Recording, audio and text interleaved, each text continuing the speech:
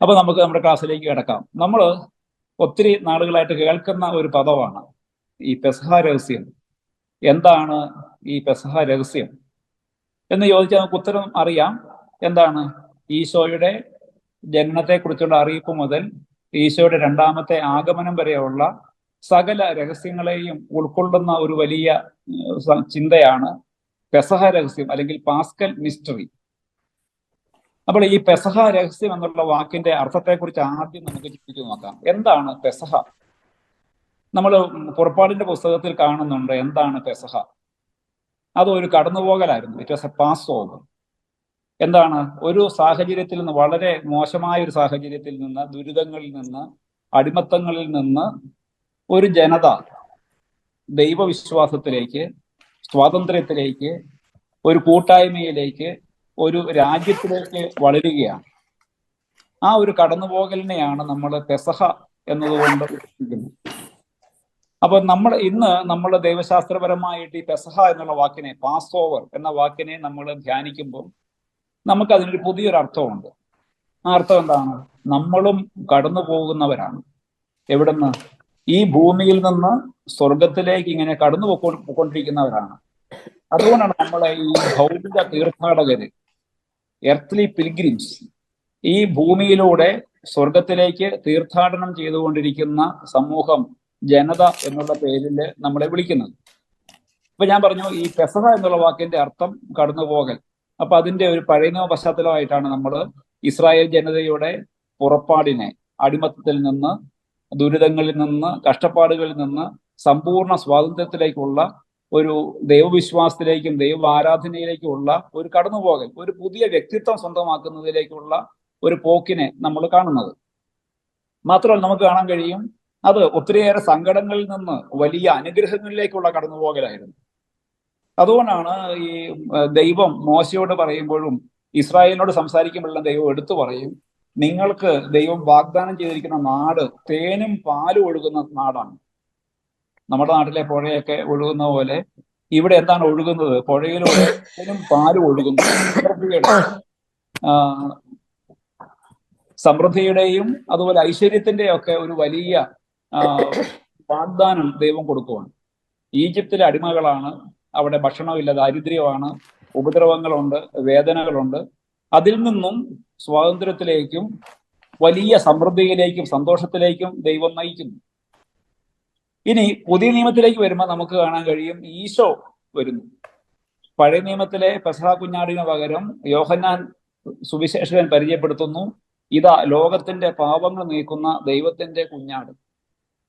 അപ്പോൾ പഴയ നിയമത്തില് ഇസ്രായേൽ ജനം ഒരുമിച്ച് കൂടി ഓരോ ആട്ടിൻകുട്ടിയെ കൊന്ന് അതിന്റെ രക്തം വീടിന്റെ കട്ടിളപ്പടിയിൽ പതിപ്പിച്ച് ആ ആടിനെ തീയിൽ ചുട്ട് പരിപൂർണമായിട്ടും ഭക്ഷിച്ചതിന്റെ ഓർമ്മയാണ് പഴയ നിയമത്തിലെ പെസഹ എങ്കിൽ പുതിയ നിയമത്തില് അത് മാറുവാണ്. ഇവിടുത്തെ കുഞ്ഞാട് ആരാണ്? ഈശോയാണ്. ഈശോയുടെ മാംസവും രക്തവും അത് പരിശുദ്ധ കുർബാനയായിട്ട് അന്ത്യത്താഴത്തിൽ അവിടുന്ന് നമുക്ക് തന്നു. അങ്ങനെ ഈശോയുടെ ശരീര രക്തങ്ങളെ സ്വീകരിച്ചുകൊണ്ട് ഈ ഭൂമിയിൽ നിന്ന് സ്വർഗത്തിലേക്ക് കടന്നു പോകാനുള്ളവരാണ് നമ്മൾ. ആ ഒരു വലിയ പരിചയപ്പെടുത്തലാണ് ഈ പെസഹ രഹസ്യം എന്നതുകൊണ്ട് ഉദ്ദേശിക്കുന്നത്. ആരടാ അത്? യെസ്, അങ്ങനെയൊക്കെ ഇരുന്നോട്ടെ, കുഴപ്പമൊന്നുമില്ല. എനിക്ക് സന്തോഷം പിള്ളേരെയൊക്കെ കാണുന്നു. അവന് ഇതെന്നൊക്കെ പറഞ്ഞു കൊടുത്തേച്ചാൽ മതി. ചിലപ്പം നമ്മളെക്കാളും അവന് കൂടുതൽ അറിയുകയും ചെയ്യുമായിരിക്കും. യെസ്. അപ്പൊ നമ്മുടെ പെസഹ എന്നുള്ള വാക്കിന്റെ അർത്ഥം പിടികിട്ടി. അതൊരു കടന്നുപോകലാണ്. ഈ ഭൂമിയിൽ നിന്ന് സ്വർഗത്തിലേക്ക് കടന്നു പോകാനുള്ളവരാണ് നമ്മൾ. ഇനി എന്താണ് ഈ രഹസ്യം?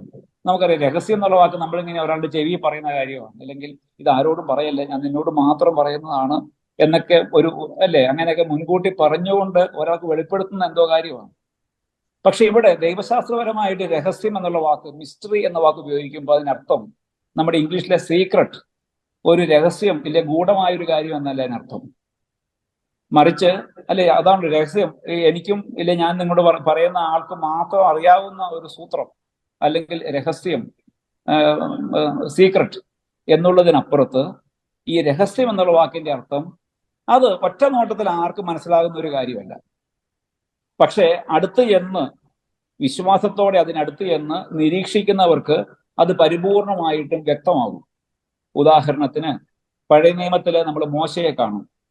മോശ തന്റെ അമ്മായിപ്പന്റെ ആടുകളെ മേയിച്ചുകൊണ്ട് ഇങ്ങനെ പോകുമ്പം അങ്ങ് തൊട്ടു മുമ്പില് മലമുകളില് ഒരു മുൾപ്പടർപ്പ് കത്തി എരിയുന്നു.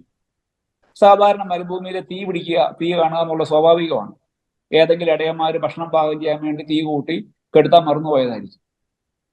അപ്പൊ അങ്ങനെ സ്വാഭാവികമായിട്ട് കാണുന്ന ഒരു തീയും പുകയും. പക്ഷെ ഇവിടെ ഇങ്ങനെ എല്ലാവർക്കും സാധാരണമായിട്ട് തോന്നാവുന്ന ഒരു തീയും പുകയും മോശ എന്ത് ചെയ്യുന്നു? അടുത്ത് നിന്ന് നോക്കുമ്പോൾ മനസ്സിലാകുന്നു മുൾപടർപ്പ് കത്തി എരിയുന്നുണ്ട്, പക്ഷേ ചാമ്പലാകുന്നില്ല. സംതിങ് എക്സ്ട്രാ ഓർഡിനറി ആണ്, അസാധാരണമായ ഒരു കാര്യമാണ്. എന്നാ പിന്നെ ഇതൊന്ന് കണ്ടേക്കാന്ന് ഓർത്ത് മോശ അല്പവും കൂടി അടുത്ത് ചെല്ലുമ്പോഴാണ് മനസ്സിലാകുന്നത് ഇത് എന്തോ സംതിങ് സ്പെഷ്യലാണ്. അപ്പോഴാണ് ദൈവം പറയുന്നത് നീ അടുത്ത് വരരുത്. ദൈവത്തെ മോശ കാണുവാണ്. അപ്പൊ എന്താണ് ഈ ദൈവികമായ കാര്യങ്ങൾ ഒറ്റ നോട്ടത്തിൽ ആർക്കും പെട്ടെന്ന് പിടികിട്ടുന്ന ഒന്നല്ല. മറിച്ച് അതിനെ എങ്ങനെ കണ്ടുപിടിക്കണം? വിശ്വാസത്തിന്റെ കണ്ണുകൊണ്ട് നമ്മൾ ചെന്ന് അതിനെ കണ്ട് മനസ്സിലാക്കി അനുഭവിക്കുമ്പോഴാണ് അതെന്താണെന്ന് പരിപൂർണമായിട്ട് നമുക്ക് പിടികിട്ടുള്ളൂ. മറ്റൊരു ഉദാഹരണം പറയാം. ഈ ക്ലാസ് കഴിയുമ്പോൾ നിങ്ങൾ ഒരാൾ എനിക്കൊരു സമ്മാനം തരാന്നിരിക്കട്ടെ. അച്ഛന്റെ ക്ലാസ് സൂപ്പർ ആയതുകൊണ്ട് ഒരു സമ്മാനം കൊടുത്തേക്കാന്ന് വിചാരിക്കുന്നു. ആ സമ്മാനം നിങ്ങൾ എനിക്ക് എങ്ങനെയാണ് തരിക? ഡോക്ടർ ടീന ഒന്ന് മൈക്ക് അൺമ്യൂട്ട് ചെയ്തിട്ട് പറഞ്ഞോ, എങ്ങനെയാണ് എനിക്ക് സമ്മാനം തരിക? ഓൺലൈനായിട്ട് തരേണ്ടി വരും. ഗൂഗിൾ പേ ചെയ്താൽ മതി. അത് പോട്ടെ. അതിപ്പോ നമ്മൾ ഓഫ്ലൈൻ ക്ലാസ് ആണെങ്കിൽ എനിക്കൊരു സമ്മാനം തരികയെന്നിരിക്കട്ടെ, എങ്ങനെ തരും? നന്നായി പൊതിഞ്ഞ്. എന്തിനാ പൊതിയുന്നേ? ഒരു സീക്രട്ട്, പിന്നെ വേറെ ഒരു കാര്യം ചെയ്യാലേ, നമ്മൾ രഹസ്യമായിരിക്കാൻ. എന്താണ് തരാൻ ഉദ്ദേശിച്ച സാധനം? ചിക്കനോ? എന്താ കൊടുക്കണേ? കാറ്. കാറ്. ഓക്കെ, കാറൊക്കെയാണ് അവന്റെ കുഞ്ഞു കാറായിരിക്കും. നമ്മൾ ഈ കാറ് കടയിൽ പോയി മേടിക്കും. BMW വരും. എനിക്കതൊന്നും ഓടിക്കാൻ പറ്റില്ല. വൺസോട്ടെ, സാരമില്ല. അപ്പോട്ടെ, എനിക്ക് തരുന്ന ഒരു തേപ്പ് പൊട്ടിയാണ് അയൺ ബോക്സ്. സപ്പോസ് ഒരു അയൺ ബോക്സ് തരുവാണ്. അച്ഛനല്ലേ ഉടുപ്പൊക്കെ തേച്ചിട്ടോട്ടെ, ഒരു അയൺ ബോക്സ് തരും. അയൺ ബോക്സ് എന്ത് ചെയ്യും? കടയിൽ പോയി മേടിക്കും. നമ്മുടെ വീട്ടിൽ ചുമ്മാ ഇരിപ്പില്ലല്ലോ, കടയിൽ പോയി മേടിക്കും. എന്നിട്ട് അത്തരത്തിലുള്ള ആ പ്രൈസിന്റെ സ്റ്റിക്കർ പറിച്ചു കളയും അല്ലേ? എല്ലാവരും ചെയ്യുന്ന ഒരു കാര്യമാണ്. പ്രത്യേകിച്ച് മലയാളികൾ ആ സ്റ്റിക്കർ പറിച്ചു കളയും. അതിന്റെ ഒരു അടയാളവും ഉണ്ടാകാത്ത രീതിയിൽ വെള്ളം കൂട്ടി തുടച്ച് അത് വൃത്തിയാക്കി വെക്കും. എന്തിനാണ്? ഇതിന് ഇത്രേ വിലയുള്ളൂ എന്ന് ആരും അറിയരുത്. കാരണം ഇത് അമൂല്യമാണ്. ഈ തേപ്പോട്ടിക്ക് വിലയില്ല, ഇത് ഞങ്ങളുടെ സ്നേഹത്തിന്റെ പ്രതീകമാണ്. അതുകൊണ്ട് അതിനൊരു വിലയിൽ ഒതുക്കാൻ പാടില്ല. അതുകൊണ്ടാണ് അതിന്റെ പ്രൈസ് നമ്മൾ പറിച്ചു കളയുന്നത്. പിന്നെ ചീന പറഞ്ഞ പോലെ നമ്മൾ അതിനെ പൊതിക്കും. പൊതിയാനുള്ള കാരണം ഒറ്റ നോട്ടത്തിൽ ഒരു തേപ്പൂട്ടിയാണോ ഗിഫ്റ്റ് എന്ന് തോന്നാൻ പാടില്ല. മറിച്ച് നമുക്കൊരു ബോക്സ് ഇങ്ങനെ നല്ല വർണ്ണക്കറാസ് കൊണ്ട് പൊതിഞ്ഞ് അതിന് മുകളിൽ ഒരു റിബണൊക്കെ കെട്ടി, സിസ്റ്റേഴ്സ് ഒക്കെ ആണെങ്കിൽ അതിന് മേലെ റോസാപ്പൂ എല്ലാം തിരികെ വെച്ച്, സിസ്റ്റേഴ്സ് കൊടുത്തിട്ടുണ്ടല്ലോ അല്ലേ? ഉണ്ട്. അവർ പണമൊന്നും ചെയ്തേക്കല്ലേ. അതിന്റെ കൂടെ ചിലപ്പോൾ വേണമെങ്കിൽ ബെസ്റ്റ് വിഷസ്ന്നോ താങ്ക് യു എന്നെങ്ങാനും നല്ല വളച്ചൊക്കെ എഴുതി ഭംഗിയാക്കിയിട്ടാണ് ഒരു ഗിഫ്റ്റ് കൊടുക്കുന്നത് അല്ലേ?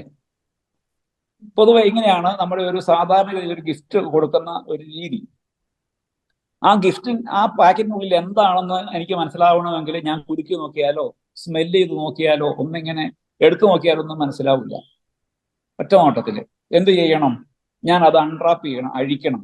ആദ്യമേ ആശംസ കാർഡ് എടുത്ത് മാറ്റി വെക്കണം, ആ റിബൺ അഴിക്കണം, പൂവ് എടുത്ത് വെക്കണം, വർണ്ണക്കടലാസെല്ലാം ഇങ്ങനെ മാറ്റി ആ ബോക്സ് തുറക്കുമ്പോഴാണ് ഇതേ ഒരു തേപ്പ് പൊട്ടി. സിസ്റ്റർ ലില്ലി അങ്ങനെയല്ലേ സമ്മാനം കൊടുക്കുന്നേ? അതെ, ഓക്കെ. അപ്പൊ ഞാൻ പറഞ്ഞു വന്നത്, ഇങ്ങനെ ഈ ഒരു സമ്മാനത്തെ നമ്മളിങ്ങനെ പൊതിഞ്ഞ് സൂക്ഷിക്കുന്നതിന് കാരണം it is something dear to us, നമുക്ക് പ്രിയപ്പെട്ടതാണ്. അതാണ് ഒരാൾക്ക് കൊടുക്കുന്നത്. അതിന്റെ മൂല്യം നമ്മൾ സാധാരണ എങ്ങനെ അതിൻ്റെ ഉള്ള വിലയേക്കാൾ ഉപരി ഒരു ഉപരി മൂല്യം നമ്മൾ അതിന് കൽപ്പിക്കുന്നുണ്ട്. അതുകൊണ്ടാണ് അതിന്റെ വിലയെല്ലാം പറിച്ചു കളഞ്ഞ് അതിന് ഒരു ഉപരി മൂല്യം കൊടുത്തുകൊണ്ട് നമ്മളിങ്ങനെ പൊതിഞ്ഞു വെക്കുന്നു. ഇതുപോലെ രക്ഷാകര രഹസ്യം എന്ന് പറഞ്ഞാൽ ആർക്കും ഒരു തേപ്പൂട്ടി ഇങ്ങനെ അതിന്റെ വള്ളിയെ തൂക്കി പിടിച്ച് എന്നാ പിടിച്ചോ എന്ന് പറഞ്ഞ് സമ്മാനമായിട്ട് കൊടുക്കാത്തതുപോലെ ഒരാൾക്ക് ഒറ്റ നോട്ടത്തില് പെട്ടെന്ന് ഇത്രയേ ഉള്ളോ എന്ന് മനസ്സിലാക്കാവുന്ന ഒന്ന് അല്ല. ഉദാഹരണത്തിന് ഈശോയുടെ ജനനത്തെക്കുറിച്ച് നമ്മൾ പറയുന്നു. അത് പെസഹ രഹസ്യത്തിന്റെ ആരംഭമാണ്, ഈശോയുടെ ജനനം. എന്താ അതിന്റെ പ്രത്യേകത? ഈശോ ജനിച്ചു. ലോകത്ത് അങ്ങനെ എത്രയോ ആൾക്കാർ ജനിച്ചേക്കുന്നു.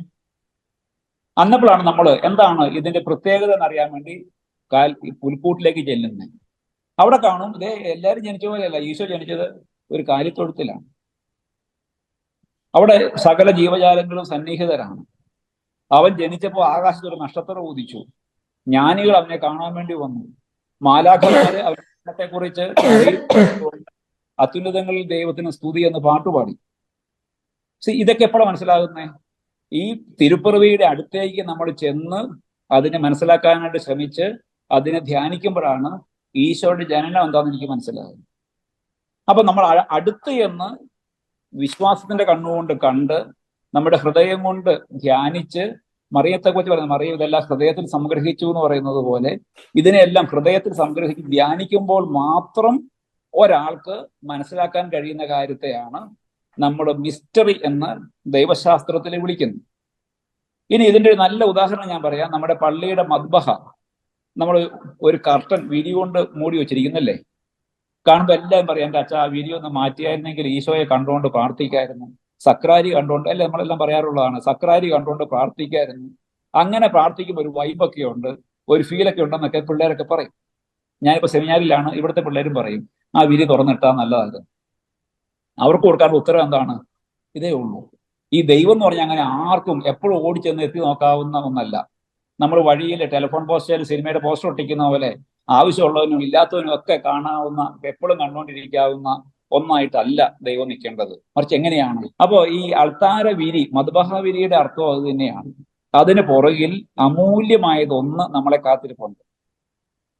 അപ്പൊ എന്ത് ചെയ്യണം? വിശ്വാസത്തോടെ അതിനടുത്തേക്ക് ചെല്ലണം. മോശ ചെന്നതുപോലെ ചെല്ലണം. നമ്മൾക്ക് വിശ്വാസത്തിന്റെ കണ്ണുകൾ തുറന്നു പിടിക്കണം. അവിടെ കേൾക്കുന്ന ഏത് സ്വരത്തെയും ധ്യാനിക്കാനായിട്ട് നമ്മുടെ ഹൃദയം സജ്ജമാകണം. അങ്ങനെ വരുമ്പോൾ മാത്രമേ നമുക്ക് ദൈവത്തെ വേണ്ടതുപോലെ മനസ്സിലാക്കാനും സ്വന്തമാക്കാനും അനുഭവിക്കാനും സാധിക്കുകയുള്ളൂ എന്ന് നമ്മളെ ബോധിപ്പിക്കാൻ വേണ്ടിയാണ് ഈ മദ്ബഹ വിരിയിട്ടിരിക്കുന്നത്. അല്ലാണ്ട് അതൊരിക്കലും ദൈവവും മനുഷ്യനും തമ്മിൽ കാണാതിരിക്കാൻ വേണ്ടിയൊന്നുമല്ല.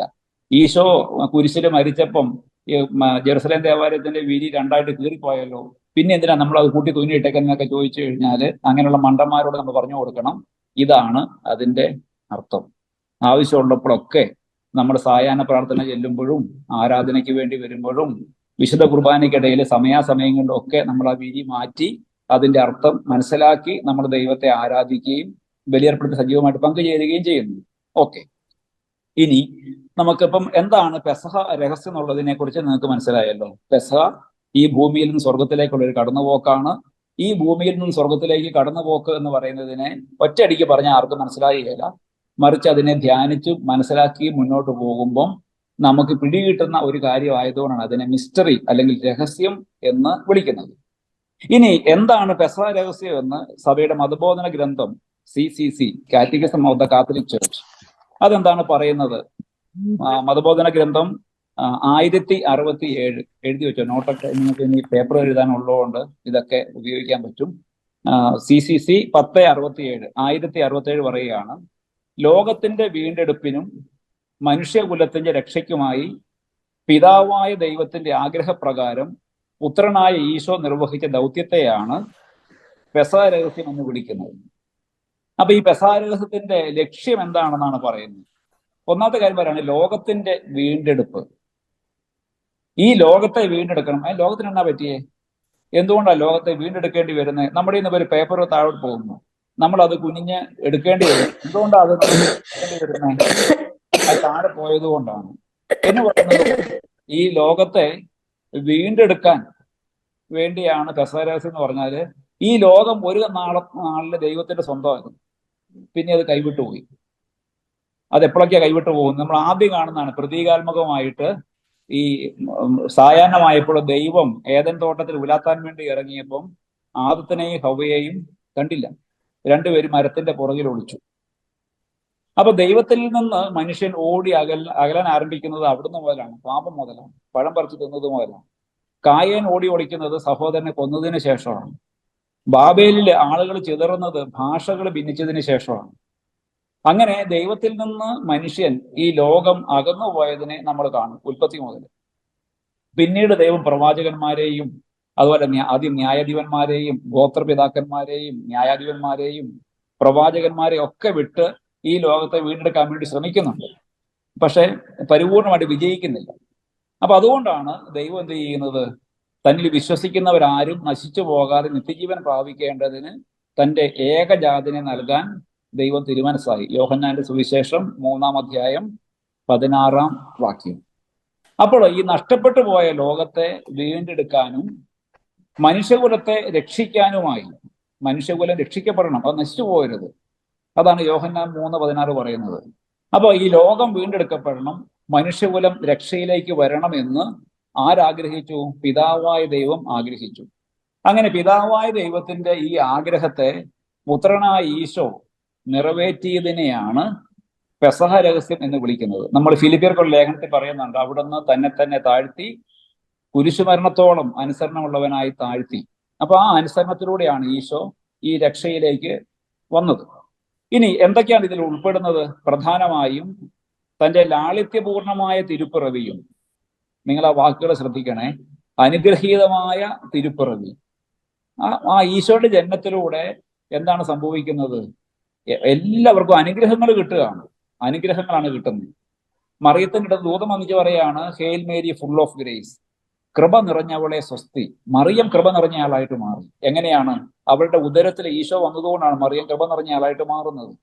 അപ്പം താൻ ആരുടെ ഉദരത്തിൽ ഉരുവായോ ആ ആളെ കൃപ കൊണ്ട് നിറയ്ക്കുന്ന ഈശോ പിന്നീട് ചെയ്യുന്നത് മുഴുവനും കൃപയുടെ ഈ ഒരു വിളമ്പലാണ്, കൃപയെ വാരി വാരി വെതറുവാണ്. അതുകൊണ്ടാണ് പറയുന്നത് അവന്റെ തിരുപ്പിറവി ലാളിത്യപൂർണമാണ്. അത് വെറും പിറവിയല്ല, തിരുപ്പിറവിയാണ്. അനുഗ്രഹീതമായ പീഡാസഹനം. ഈശോ പീഡ സഹിച്ചു, ഈശോയ്ക്ക് വേദനിച്ചു. പക്ഷെ ഈശോയുടെ വേദന മറ്റുള്ളവർക്ക് എന്തായിട്ട് മാറി? അനുഗ്രഹമായിട്ട് മാറി. അതുകൊണ്ടാണ് അതിനെ അനുഗ്രഹീതമായ പീഡാസഹനം. 3, മരിച്ചവരിൽ നിന്നുള്ള ഉത്ഥാനം. സാധാരണഗതിയിൽ മരിച്ച എല്ലാവരും കബറിടത്തിൽ വിശ്രമിക്കുന്നു. അവര് തനത് വിധിയിലും അതുപോലെ തന്നെ പൊതുവിധിയിലൂടെയും സ്വർഗത്തിലേക്ക് നരകത്തിലേക്കൊക്കെ പോകുന്നൊക്കെ നമ്മൾ വിശ്വസിക്കുന്നു. പക്ഷെ ഇവിടെ പറയാണ് മരിച്ചവരിൽ നിന്നുള്ള ഉത്ഥാനം, മഹത്വപൂർണമായ സ്വർഗാരോഹണം. ഏറ്റവും അടുത്തതായിട്ടാണ് പ്രത്യാശാനിർഭരമായ രണ്ടാമത്തെ ആഗമനം. ഇത്രയും കാര്യങ്ങളെയാണ് നമ്മൾ പെസഹ രഹസ്യം എന്ന് വിളിക്കുന്നതെന്നാണ് സഭയുടെ മതബോധന ഗ്രന്ഥം പഠിപ്പിക്കുന്നത്. ഇനി നമുക്ക് കാണാം പിതാവിന്റെ ഹിതം എന്താണ്. ഞാൻ പറഞ്ഞു, യോഹന്നാൻ സുവിശേഷം 3:16 പറയുന്നു, എന്തെന്നാൽ അവനിൽ വിശ്വസിക്കുന്ന ഏവരും നശിച്ചു പോകാതെ നിത്യജീവൻ പ്രാപിക്കുന്നതിന് വേണ്ടി തന്റെ ഏകജാതിനെ നൽകാൻ തക്ക വിധം ദൈവം ലോകത്തെ അത്രമാത്രം സ്നേഹിച്ചു. അപ്പൊ ഇപ്പൊ ഈ രക്ഷാകര പദ്ധതിയുടെ തുടക്കം എവിടെയാന്ന് ചോദിച്ചാൽ പറയാൻ കഴിയും, അത് ദൈവത്തിന്റെ ഹിതത്തിലാണ്. ദൈവം നമ്മൾ കാണുന്നുണ്ട് ഉൽപ്പത്തി പുസ്തകത്തിൽ ദൈവം എല്ലാം സൃഷ്ടിച്ചു കഴിയുമ്പോൾ പറയുന്ന കാര്യം എല്ലാം നന്നായിരിക്കുന്നു. അപ്പൊ എല്ലാം നന്നായിരിക്കണം. നന്നാകുക എന്ന് പറഞ്ഞാൽ രക്ഷപ്പെടുക എന്നാണ്. നന്നായിട്ടിരിക്കുക, ആരോഗ്യത്തോടെ സന്തോഷത്തോടെ സമാധാനത്തോടെ ആയിരിക്കുക. അപ്പൊ എല്ലാവരും രക്ഷിക്കപ്പെടണമെന്നും തന്റെ സ്നേഹത്തിലേക്ക് മടങ്ങി വരണമെന്നും, ആദവും ഹവ്വായൊക്കെ ദൈവത്തിന്റെ കൈ പിടിച്ചുകൊണ്ട് ഏദൻ തോട്ടത്തിൽ കൂടെ നടന്നതുപോലെ എല്ലാ മനുഷ്യരും തന്റെ സ്നേഹത്തിലേക്ക് മടങ്ങി വരണം. അതല്ലേ ലൂക്കായുടെ സുവിശേഷത്തിൽ ഈശോ പറയുന്നത്, ജെറൂസലേം ജെറൂസലേം, രക്ഷിക്കപ്പെടാനുള്ള വഴികൾ നീ ഇന്നെങ്കിലും അറിഞ്ഞിരുന്നെങ്കിൽ പെടക്കോഴി തന്റെ കുഞ്ഞുങ്ങളെ ചെറുകിൻ കീഴിൽ ചേർക്കുന്നത് പോലെ നിന്നെ ചേർത്ത് പിടിക്കാൻ ഞാൻ എത്രയോ തവണ ആഗ്രഹിച്ചു, നീ സമ്മതിച്ചില്ല. നോക്കിയ ദൈവം എത്ര വികാരഭരിതമായിട്ടാണ് ജെറുസലേമിനോട് സംസാരിക്കുന്നത്. അപ്പൊ എല്ലാവരും തന്റെ സ്നേഹത്തിലേക്ക് മടങ്ങി വരണം. ഇപ്പൊ നിങ്ങളുടെ പുറകിൽ ഇറക്കുന്ന കുഞ്ഞുങ്ങള് അമ്മയുടെ അടുത്ത് വന്നിരിക്കാനും അമ്മേന്റെ മടി കയറിയിരിക്കാനൊക്കെ ആഗ്രഹിക്കുകയും ശ്രമിക്കുകയൊക്കെ ചെയ്യുന്നത് പോലെ ദൈവം ആഗ്രഹിക്കുകയാണ് എല്ലാവരും എന്ത് ചെയ്യണം? തന്റെ സ്നേഹത്തിലേക്ക് മടങ്ങി വരണം. എന്നിട്ട് പറയണ എങ്ങനെ മടങ്ങി വരണം? തന്റെ മുമ്പാകെ സ്നേഹത്തിൽ പരിശുദ്ധരും നിഷ്കളങ്കരുമായിരിക്കാൻ ലോകസ്ഥാപനത്തിന് മുമ്പ് തന്നെ അവിടുന്ന് നമ്മെ ക്രിസ്തുവിൽ തിരഞ്ഞെടുത്തു. അപ്പൊ പറയുന്ന ആ വാക്കുകൾ അർത്ഥം നോക്കിയേ, എങ്ങനെയാണ്? എല്ലാവരും സ്നേഹത്തിൽ പരിശുദ്ധരും നിഷ്കളങ്കരുമായിരിക്കണം. സ്നേഹത്തിൽ പരിശുദ്ധരും നിഷ്കളങ്കരുമായിരിക്കാൻ ലോകസ്ഥാപനത്തിന് മുമ്പ് തന്നെ ദൈവം നമ്മെ ക്രിസ്തുവിൽ തിരഞ്ഞെടുത്തു. യേശു ക്രിസ്തു വഴി നാം അവിടുത്തെ പുത്രരായി ദത്തെടുക്കപ്പെടണമെന്നും അവിടുന്ന് തന്റെ ഹിതവും ലക്ഷ്യവും അനുസരിച്ച് മുൻകൂട്ടി തീരുമാനിച്ചു. അവിടുന്ന് ഇപ്രകാരം ചെയ്തത് തന്റെ പ്രിയപ്പെട്ടവനിലൂടെ നമ്മിൽ ചൊരിഞ്ഞ തന്റെ കൃപയുടെ മഹത്വത്തിനും പുകഴ്ചയ്ക്കും വേണ്ടിയാണ്. എഫേസോസ്കാർക്കുള്ള ലേഖനം 1-ാം അധ്യായം 3 മുതൽ 6 വരെയുള്ള വാക്യങ്ങൾ. എഫേസോസ് 1-ാം അധ്യായം 3 മുതൽ 6 വരെയുള്ള വാക്യങ്ങൾ. ഇനി ഞാൻ നിങ്ങൾക്കൊരു വാഗ്ദാനം കൂടെ തരാം. ഞാൻ എൻ്റെ ഈ ക്ലാസ് നോട്ട് വേണമെങ്കിൽ ഞാൻ മനോജിനെ കൊടുത്തേക്കാം. ഒരു 5-6 പേജ് നോട്ട് എൻ്റെ കയ്യിലുണ്ട്, ഞാൻ കൊടുത്തേക്കാം. ആരും അതേപടി കോപ്പി അടിച്ച് വെച്ച് എന്നെ അപമാനിക്കരുതെന്ന് മാത്രമേ ഉള്ളൂ. ഇച്ചിരി അങ്ങോട്ടും ഇങ്ങോട്ടൊക്കെ മാറ്റി എഴുതിയേ കൊടുക്കാവുള്ളൂ. ഓക്കെ. ഞാൻ ഇതിനു മുമ്പും ആൽഫയ്ക്കും മറ്റു പലർക്കും ക്ലാസ്സൊക്കെ എടുക്കുന്ന പരിചയം വെച്ച് പറയുന്നതാണ് കേട്ടോ. അതിന്റെ കളിയാക്കൊന്നുമല്ല, തമാശയ്ക്ക് പറയുന്നേ ഉള്ളൂ. ഓക്കെ, അപ്പൊ നമ്മൾ പിതാവിന്റെ ഹിതം എന്താണെന്ന് കണ്ടു. ഇനി പിതാവിന്റെ ഹിതത്തെ പുത്രൻ എങ്ങനെയാണ് പൂർത്തിയാക്കിയത് നമ്മൾ കാണുവാണ്. യോഹന്നാന്റെ സുവിശേഷം 10-ാം അധ്യായം 10-ാം വാക്യം പറയുന്നു, നിങ്ങൾക്കറിയാവുന്ന വാക്യമാണ്, ഞാൻ വന്നിരിക്കുന്നത് അവർക്ക് ജീവൻ ഉണ്ടാകാനും അത് സമർത്ഥമായിട്ട് ഉണ്ടാകാനുമാണ്. യോഹന്നാൻ 10:10. അപ്പൊ ഈ ജീവൻ എന്ന് പറഞ്ഞാൽ എന്ത് ജീവനാണ്? നമ്മളിങ്ങനെ എപ്പോഴും ഇങ്ങനെ മൂക്ക് വിടർത്തി ശ്വസിച്ച് നമ്മൾ സ്വന്തമാക്കുന്ന ഓക്സിജൻ, അതിലൂടെ ശരീരത്തിന് ഉന്മേഷം കിട്ടി നമുക്ക് കിട്ടുന്ന ഒരു ജീവനെയല്ല ഉദ്ദേശിക്കുന്നത്. മറിച്ച് എന്താണ്? നമ്മളെ സൃഷ്ടിച്ചപ്പോൾ ദൈവം നമ്മൾ നിക്ഷേപിച്ച ദൈവിക ജീവനെയാണ്. ആ ജീവനെയാണ് ഈശോ നമുക്ക് സമൃദ്ധമായിട്ട് നൽകാനായിട്ട് വന്നത്. ഫിലിപ്പിയർക്കുള്ള ലേഖനം 2-ാം അധ്യായം 7 മുതൽ 8 വരെയുള്ള വാക്യങ്ങൾ. ഫിലിപ്പി 7:8. തന്നെ ശൂന്യനാക്കിക്കൊണ്ട് ദാസന്റെ രൂപം സ്വീകരിച്ച് മനുഷ്യരുടെ സാദൃശ്യത്തിലായി തീർന്ന് ആകൃതിയിൽ മനുഷ്യനെ പോലെ കാണപ്പെടും. അപ്പോൾ ഈശോ നമുക്ക് എങ്ങനെ രക്ഷ തന്നെന്നാ പറയുന്നത്? എങ്ങനെയാണ്? ശൂന്യനാക്കി. അവിടുന്ന് ശൂന്യത കൈവരിച്ചു, ദാസന്റെ രൂപം സ്വീകരിച്ചു, അങ്ങനെ നമ്മെ പോലെ, മനുഷ്യരെ പോലെ ആയി തീർന്നു, ആകൃതിയിൽ നമ്മെ പോലെ കാണപ്പെട്ടു, മരണം വരെ, കുരിശുമരണം വരെ അനുസരണമുള്ളവനായി തന്നെ താഴ്ത്തി. അപ്പോൾ ഈശോ ചെയ്ത 2-3 കാര്യങ്ങൾ, ഈ രക്ഷാകര പദ്ധതിയെ പൂർത്തീകരിക്കാനായിട്ട് ഈശോ ചെയ്ത 2-3 കാര്യങ്ങൾ എന്തൊക്കെയാണ്? ഒന്ന്, ശൂന്യവൽക്കരിച്ചു, തന്നെ ശൂന്യനാക്കി, ഒന്നുമല്ലാതെ ആക്കി. അവൻ ദൈവമായിരുന്നിട്ടും ദൈവത്തിന്റെ സാദൃശ്യം മുറുകെ പിടിക്കാതെ ദാസനായി മാറി. തന്റെ സൃഷ്ടിയായ മനുഷ്യന്റെ രൂപത്തെ അവിടുന്ന് സ്വീകരിച്ചു, ആകൃതിയിൽ മനുഷ്യനെ പോലെ കാണപ്പെട്ടു. എന്നിട്ട് എന്ത് ചെയ്തു? കുരിശുമരണം വരെ അനുസരണമുള്ളവനായി തന്നെ താഴ്ത്തി. പൗലോസ്ലീഹ ഫിലിപ്പിയരോട് കുരിശുമരണം വരെ എന്ന് പറയുന്നതിന് ഒരു ഊന്നലുണ്ട്. കാരണം അന്നത്തെ കാലത്ത് ഒരു മനുഷ്യനും ആഗ്രഹിക്കാത്ത ഒരു മരണമാണ് കുരിശുമരണം. അല്ലെ, നമ്മൾ ആരെങ്കിലും കാളവണ്ടി ഇടിച്ച് മരിക്കാൻ ആഗ്രഹിക്കുമോ? കൊച്ചു പറഞ്ഞാൽ ഒരു BMW എങ്കിലും ഇടിച്ചേ മരിക്കാവുള്ളൂ എന്നുള്ളതാണ് മിനിമം ഒരാഗ്രഹം, അല്ലേ? വെല്ലിച്ചാച്ചൻ കാളവണ്ടി ഇടിച്ച് മരിച്ചെന്നൊക്കെ പേപ്പർ കൊടുക്കാൻ പറ്റുമോ? ഇല്ല. BMW ഒക്കെ ആണെങ്കിൽ പിന്നെ വലിയ കുഴപ്പമില്ല. ഇല്ല, ഹെലികോപ്റ്ററിൽ നിന്ന് വീണ് മരിച്ചെന്നൊക്കെ പറയുന്ന ഒരു ഗമയുണ്ട്. അപ്പൊ ഇതുപോലെ ഈ കുരിശുമരണം വരിക്കുക എന്ന് പറഞ്ഞാൽ മഹാനാണക്കേടാണ്. ഒന്ന്, ഒരു നൂൽബന്ധം പോലും ഇല്ലാതെയാണ് കുരിശയിൽ തറയ്ക്കുന്നത്. കൈയും കാലും കുരിശ തറയ്ക്കും, എന്നിട്ട് പുളിച്ച കള്ളു കുടിപ്പിക്കും, എന്നിട്ട് പൊരി വെയിലത്ത് ഈ മരത്തേല് തറച്ച് നിർത്തും. വഴിയെ പോകുന്ന സകല ആൾക്കാരും ചീത്ത വിളിക്കും. കൈ കിട്ടുന്ന കമ്പുകൊണ്ടും കോലുകൊണ്ടെല്ലാം ദേഹത്തിനിട്ട് കുത്തും. ഈ കള്ളിന്റെ മയക്കത്തിൽ കിടക്കുവാണെങ്കിൽ കണ്ണ് തുറക്കാനും തെറി പറയാനും വേണ്ടിയിട്ടാണ് കുത്തുന്നത്. അങ്ങനെയാണ് പടയാളി കുന്തം കൊണ്ട് അവന്റെ പാർശ്വത്തിൽ കുത്തുന്നത്. ഇങ്ങനെ വഴിയെ പോകുന്ന ആരും കൈവെക്കുന്ന, ചീത്ത വിളിക്കുന്ന, കളിയാക്കുന്ന നഗ്നതയുടെയും ലജ്ജയുടെയും വേദനയുടെയും പാരമ്യമാണ് കുരിശുമരണം. അപ്പൊ ആ മരണം ഈശോ അനുസരണയോടെ സ്വീകരിച്ചു. ആരെങ്കിലും പിടിച്ചു കെട്ടിക്കൊണ്ടേ കെട്ടി തൂക്കി വായിൽ തുണി തിരികെ കെട്ടി തൂക്കിയതല്ല. എന്താണ്? He opted it. അവൻ അതിനെ സ്വീകരിച്ചു. അതാണ് കുരിശുമരണത്തിന്റെ പ്രത്യേകത. ഇനി സഭയുടെ മതബോധന ഗ്രന്ഥം 1085 പറയുകയാണ്. 1085 സഭയുടെ ആരാധനാക്രമത്തിൽ ക്രിസ്തു സൂചിപ്പിക്കുകയും സന്നിഹിതമാക്കുകയും ചെയ്യുന്നത് പ്രധാനമായും തന്റെ തന്നെ പെസഹാരഹസ്യമാണ്. ഇനി നമുക്ക് നമ്മുടെ വിഷയത്തിലേക്ക് വരാം. അപ്പൊ ഈ പെസഹാരഹസ്യത്തിൽ എന്താണെന്ന് നമ്മൾ കണ്ടു. പെസഹാരഹസ്യത്തിന്റെ തുടക്കം, ഉറവിടം പിതാവായ ദൈവത്തിന്റെ ഹിതമാണെന്ന് കണ്ടു. ഈ ഹിതത്തെ പുത്രൻ നിർവഹിച്ചത് തന്റെ ശൂന്യവൽക്കരണം വഴിയും കുരിശുമരണത്തോളം താഴുന്ന അനുസരണം വഴിയാണെന്നും കണ്ടു. ഇങ്ങനെ ഈശോ കുരിശിൽ മരിച്ചതിലൂടെ പിതാവായ ദൈവം എല്ലാവരും രക്ഷിക്കപ്പെടണമെന്ന് ആഗ്രഹിച്ചതിലൂടെ എന്താണ് സംഭവിച്ചത്? ഇല്ലെങ്കിൽ നമുക്ക് എന്താണ് കിട്ടുന്നത്? അതാണ് നമ്മുടെ പ്രശ്നം, അല്ലെ? ഈ ക്ലാസ് കഴിയുമ്പോൾ കിട്ടുന്ന നോട്ടിൽ എന്തോരം പോയിന്റ് ഉണ്ടാകും എന്നുള്ളത് നിങ്ങൾ ചിന്തിക്കുന്ന പോലെ നമുക്ക് എന്ത് കിട്ടും എന്നുള്ളത് നമ്മുടെ എല്ലാം പ്രശ്നമാണ്. അപ്പോ ഈ ഈശോയുടെ പെസഹാരഹസ്യത്തിലൂടെ നമുക്ക് എന്ത് കിട്ടിയെന്ന് ചോദിച്ചു കഴിഞ്ഞാൽ നമുക്ക് കിട്ടിയൊരു കാര്യമാണ് ആരാധനാക്രമം. ഇന്ന് ഈ പെസഹാരഹസ്യത്തെ മുഴുവനും അതിന്റെ പൂർണ്ണതയില് പ്രതീകാത്മകമായിട്ട് നമ്മൾ സ്വന്തമാക്കുന്നത് ആരാധനാക്രമത്തിലാണ്. ഇനി ഈശോയുടെ പെസഹാരഹസ്യത്തിന്റെ മറ്റു ചില സവിശേഷതകളിലേക്ക് നമുക്ക് വരാം. ഒന്നാമത്തെ കാര്യം, ഈശോയുടെ പെസഹാരഹസ്യം എന്ന് പറയുന്നത് it is A real event. അതൊരു യഥാർത്ഥ സംഭവമാണ്. നമ്മൾ ഈ മാവേലിയുടെ ഓണത്തിന് മാവേലി ഇങ്ങനെ പാതാളത്തിൽ നിന്ന് പൊങ്ങി വന്ന് പ്രജകളെ സന്ദർശിച്ച് പിന്നെ തിരിച്ചു പോകുന്നൊക്കെ പറയുന്നവരുള്ള ഒരു സങ്കല്പമല്ല ഇത്, ഒരു ഐതിഹ്യമല്ല ഇത്. മറിച്ച് ഇതെന്താണ്? ഇത് ചരിത്രത്തിൽ നടന്ന ഒരു സംഭവമാണ്. എന്നാണ് നടന്നതെന്ന് ചോദിച്ചാൽ നമുക്ക് പറയാൻ പറ്റില്ല. 2000 വർഷം മുമ്പ് ഇങ്ങനെ സംഭവിച്ചു. അതിന് ഉദാഹരണങ്ങൾ ധാരാളം, തെളിവുകൾ ലൂക്കാ സുവിശേഷകൻ തരുന്നുണ്ട്. ഇന്ന രാജാവിന്റെ കാലത്ത്, ഇന്നയാള് ഗവർണറായിരുന്ന കാലത്ത്, പീലാത്തോസ് ഇന്നോടത്ത് ഭരിച്ചിരുന്ന കാലത്ത്, ഹെറോദോസ് യൂദയ ഭരിച്ചിരുന്ന കാലത്ത് എന്നൊക്കെ പറഞ്ഞ് ചില നാഴികക്കല്ലുകളെ അടയാളപ്പെടുത്തിക്കൊണ്ടാണ് ലൂക്കാ സുവിശേഷം എഴുതുന്നത്. അപ്പൊ ഇത് ചരിത്രത്തിൽ നടന്ന ഒരു കാര്യമാണ്. അപ്പൊ അതുകൊണ്ട് തന്നെ എന്താണ്, മാത്രമല്ല ഇത് ഈ ചരിത്രത്തിൽ അങ്ങനെ അനേകർ ജനിച്ചിട്ടുണ്ട്. ഞാനും ജനിച്ചു, എന്നെ കേട്ടുകൊണ്ട് നിങ്ങൾ എല്ലാവരും ജനിച്ചു. ഈ കഴിഞ്ഞ ആഴ്ചയിൽ കുറച്ചാൽ മുമ്പ് പിറന്നാൾ പോയി. പക്ഷെ അവിടെ കാര്യമൊന്നുമില്ല. നമ്മളെല്ലാവരും ജനിച്ചു എന്നല്ലാതെ അതിന് വലിയ പ്രത്യേകതയൊന്നുമില്ല. ഈശോ ജനിച്ചതുപോലെ തന്നെ നമ്മുടെ എല്ലാവരുടെയും ജനനം ഒരു ഹ്യൂമൻ ബർത്ത്, ഒരു മാനുഷിക ജനനം തന്നെയാണ്.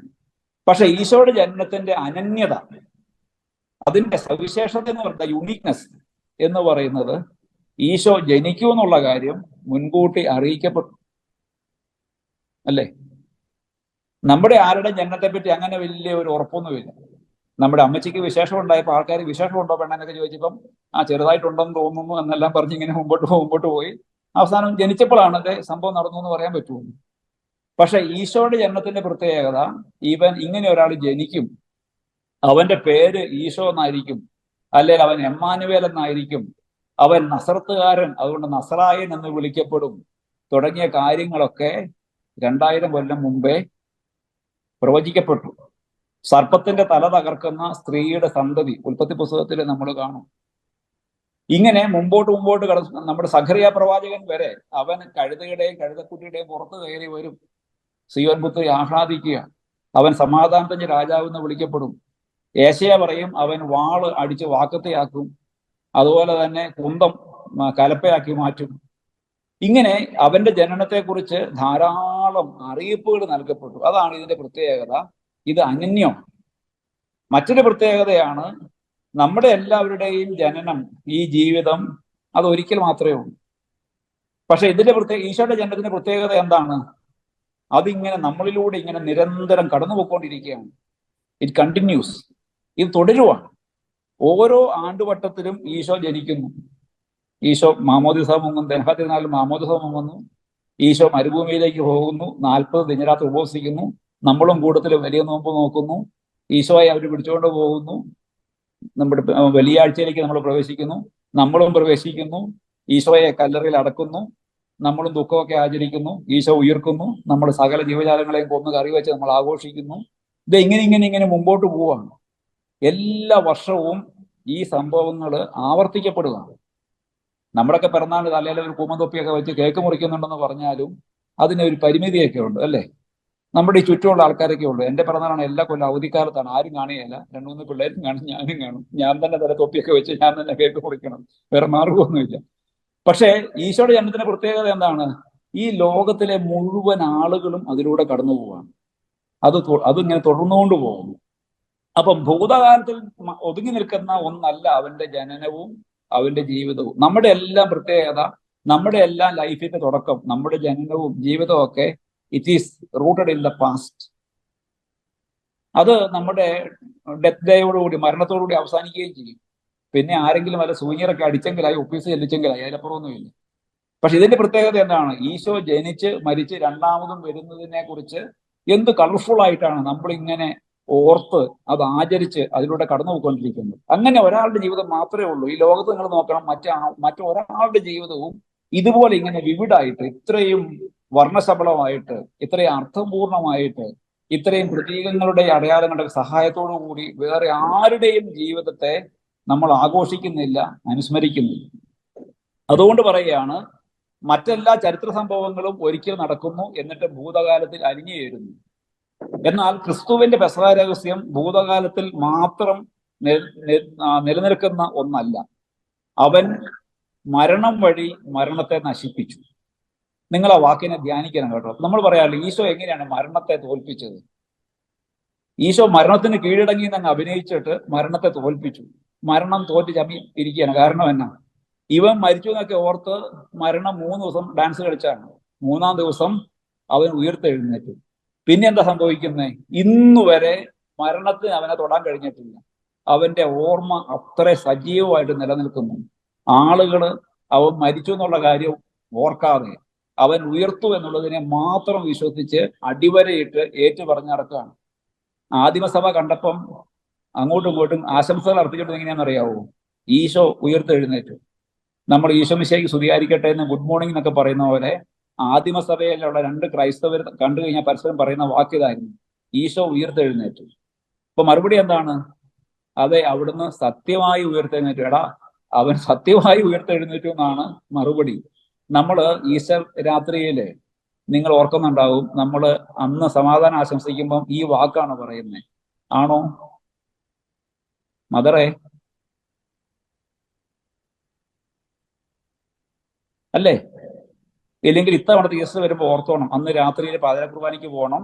രാത്രിയിൽ പറയും, അച്ഛൻ പറയും, അങ്ങോട്ടും ഇങ്ങോട്ടും എല്ലാവരും മുഖത്തോട് മുഖം നോക്കി നിന്നിട്ട് ഈ വാക്ക് ആവർത്തിക്കാനായിട്ട് പറയും. ഒരു പഴയ പാരമ്പര്യത്തിന്റെ ഓർമ്മയ്ക്കായിട്ടാണ്.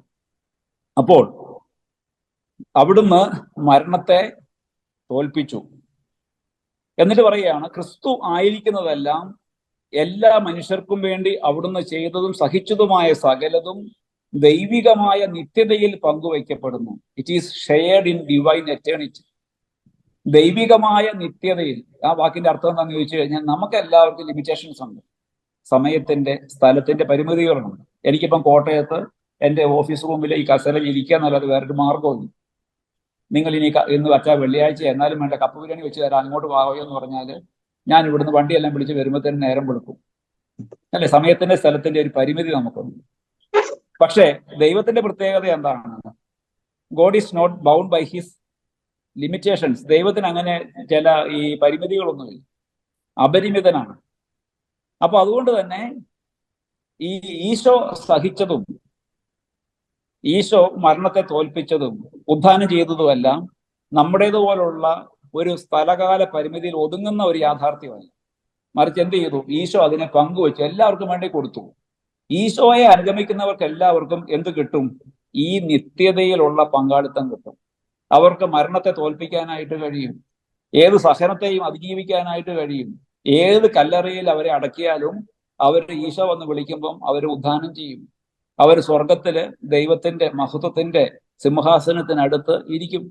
ദൈവത്തെ പരിശുദ്ധൻ പരിശുദ്ധൻ എന്ന് പാടി പുകഴ്ത്തും. അപ്പം ഈ ദൈവം തന്റെ പുത്രനിലൂടെ നിത്യതയിൽ പങ്കുവയ്ക്കുന്ന എല്ലാ നന്മകളെയും നമുക്ക് കരഗതമാക്കാൻ സാധിക്കണമെങ്കിൽ, സ്വന്തമാക്കാൻ സാധിക്കണമെങ്കിൽ എന്ത് ചെയ്യണം? നമ്മൾ ഈ രക്ഷാകര രഹസ്യങ്ങളെ, പെസഹ രഹസ്യത്തെ ധ്യാനിച്ചുകൊണ്ട് ഈശോയെ അനുധാവനം ചെയ്യണം. നമ്മൾ അനുഗമിക്കണം, അതിന്റെ പിന്നാലെ പോകണം. ഈ പറയാണ്, മാനവ ചരിത്രത്തിൽ നടന്ന, അല്ല അതിന് ഒരു വാക്കൊരു പറയാം. ഈജിപ്തിലെ അടിമത്തത്തിൽ നിന്ന് ഇസ്രായേൽ ജനം വാഗ്ദാന നാട്ടിലേക്ക് കടന്നു പോകുന്നത് നമുക്കറിയാം. ഒത്തിരി കഷ്ടപ്പാട് പിടിച്ച വഴിയാണ്. 40 കൊല്ലം നടന്നു എന്നാ പറയുന്നത്.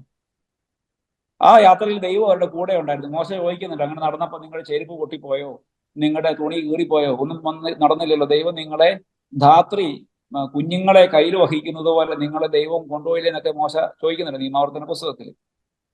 ഈ യാത്രയിൽ ഇസ്രായേലിനെ ദാഹിച്ചു. ദൈവം പാറയിൽ നിന്ന് വെള്ളം കൊടുത്തു. അവർക്ക് കയ്പുള്ള വെള്ളം കിട്ടി, കുടിക്കാൻ മേല. മോശയിലൂടെ ദൈവം പറഞ്ഞു, ഒരു തടിക്കഷ്ണം ഇട്ടു, അത് മധുരിക്കുന്നതായിട്ട് മാറി. അവർക്ക് വിശന്നു, ദൈവം ആകാശത്ത് നിന്ന് മന്ന പൊഴിച്ചു കൊടുത്തു. അവർക്ക് ഇച്ചിരി ഇറച്ചി കൂട്ടിയാൽ കൊള്ളാമെന്ന് തോന്നി, ദൈവം കാടപ്പക്ഷിയുടെ അയച്ചു കൊടുത്തു. ഇങ്ങനെ ആ യാത്രയിൽ ഉടനീളം കഷ്ടപ്പാടുകളും പ്രയാസങ്ങളും ഉണ്ടായിരുന്നെങ്കിലും ദൈവം അവരുടെ കൂടെ ഉണ്ടായിരുന്നു. അവർക്ക് ആവശ്യമായതെല്ലാം ദൈവം കൊടുത്തു. ഇതാണ് നമ്മുടെ പഴയ നിയമത്തിലെ പുറപ്പാട്, ഇതിലെ കടന്നുപോകൽ. ഇനി ഈ പഴയ നിയമ ജനതയുടെ അതേ സ്ഥാനത്ത് നിൽക്കുന്ന പുതിയ ഇസ്രായേലായ നമ്മളും ഈ ഭൂമിയിലൂടെ സ്വർഗത്തിലേക്ക് കടന്നു പോവാണ്. ഈ കടന്നു പോകുന്ന വഴിയിൽ നമുക്ക് അവിടുന്ന് തരുന്നു വെള്ളം.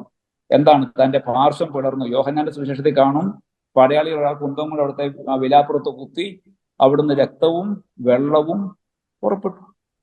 അപ്പൊ ക്രിസ്തു എന്ന പാറയിൽ നിന്ന് വെള്ളം ഒഴുക്കി നമ്മുടെ ദാഹം തീർക്കുന്നു. അന്ത്യത്താഴ വേളയിൽ അവൻ പറഞ്ഞു, വാങ്ങി ഭക്ഷിക്കുവിൻ, ഇതെന്റെ ശരീരമാണ്. വാങ്ങി പാനം ചെയ്യുവിൻ, ഇതെന്റെ രക്തമാണ്.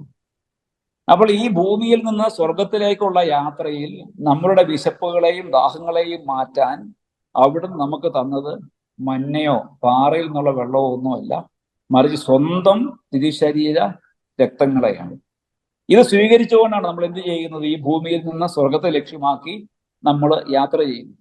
ഇനി ഇതിന്റെ ഒത്തിരിയേറെ പ്രതിരൂപങ്ങളെ നമ്മൾ പഴയ നിയമത്തിൽ കാണും. ഏലിയ പ്രവാചകൻ ഹോറബിലേക്ക് നടക്കുമ്പോൾ മടുത്ത് വിശ്രമിക്കാൻ വേണ്ടി ഇരിക്കുമ്പം ദൈവം ദൂതനെ അയക്കുന്നുണ്ട് അപ്പവുമായിട്ട്, അപ്പവും വെള്ളമായിട്ട്. നീ വാങ്ങി എടുത്ത് ഭക്ഷിക്ക്, വെള്ളം കുടിക്ക്, യാത്ര ദുഷ്കരമാണ്. ആ അപ്പത്തിന്റെ ശക്തിയിൽ ഏലിയ 40 ദിനരാത്രങ്ങൾ നടന്ന് കർത്താവിനെ മലയിച്ചു. അവർ ദാനിയേൽ സിംഹത്തിന്റെ കുഴിയിലായിരിക്കുമ്പം ഈ പ്രവാചകന്റെ മുടിയെ പിടിച്ചുകൊണ്ട് അപ്പം ദൈവം അവിടെ കൊണ്ടു കൊടുക്കുന്നുണ്ട്. ഇപ്പൊ ഇങ്ങനെ ഒത്തിരിയേറെ ഇടങ്ങളിൽ നമ്മൾ കാണും ഈ ദൈവം വഴി നടത്തുന്നു, ദൈവം ഭക്ഷിക്കാൻ വേണ്ടി കൊടുക്കുന്നു, ദൈവം ക്ഷീണങ്ങളെ അകറ്റുന്നു, ദൈവം അവരെ പരിപാലിച്ച് ലക്ഷ്യത്തിലേക്ക് നയിക്കുന്നു. അതേ രീതിയിലാണ് നമ്മൾ ഇന്ന് സ്വർഗീയ ജെറുസലേമിലേക്ക് യാത്ര ചെയ്തുകൊണ്ടിരിക്കുന്നു. മാനവ ചരിത്രത്തിൽ നടന്ന ഒരു യഥാർത്ഥ സംഭവമായിരുന്നു മനുഷ്യാവതാരം. അത് അനന്യവും അസാധാരണവുമായ സംഭവമായിരുന്നു എന്നതിന്റെ പ്രധാനപ്പെട്ട കാരണമാണ് അത് കാലാതിവർത്തിയായിട്ട് നിലനിൽക്കുന്നു. ഇന്നും ഇത് നിലനിൽക്കുന്നു, നമ്മൾ അതിലൂടെ കടന്നു പോകുന്നു.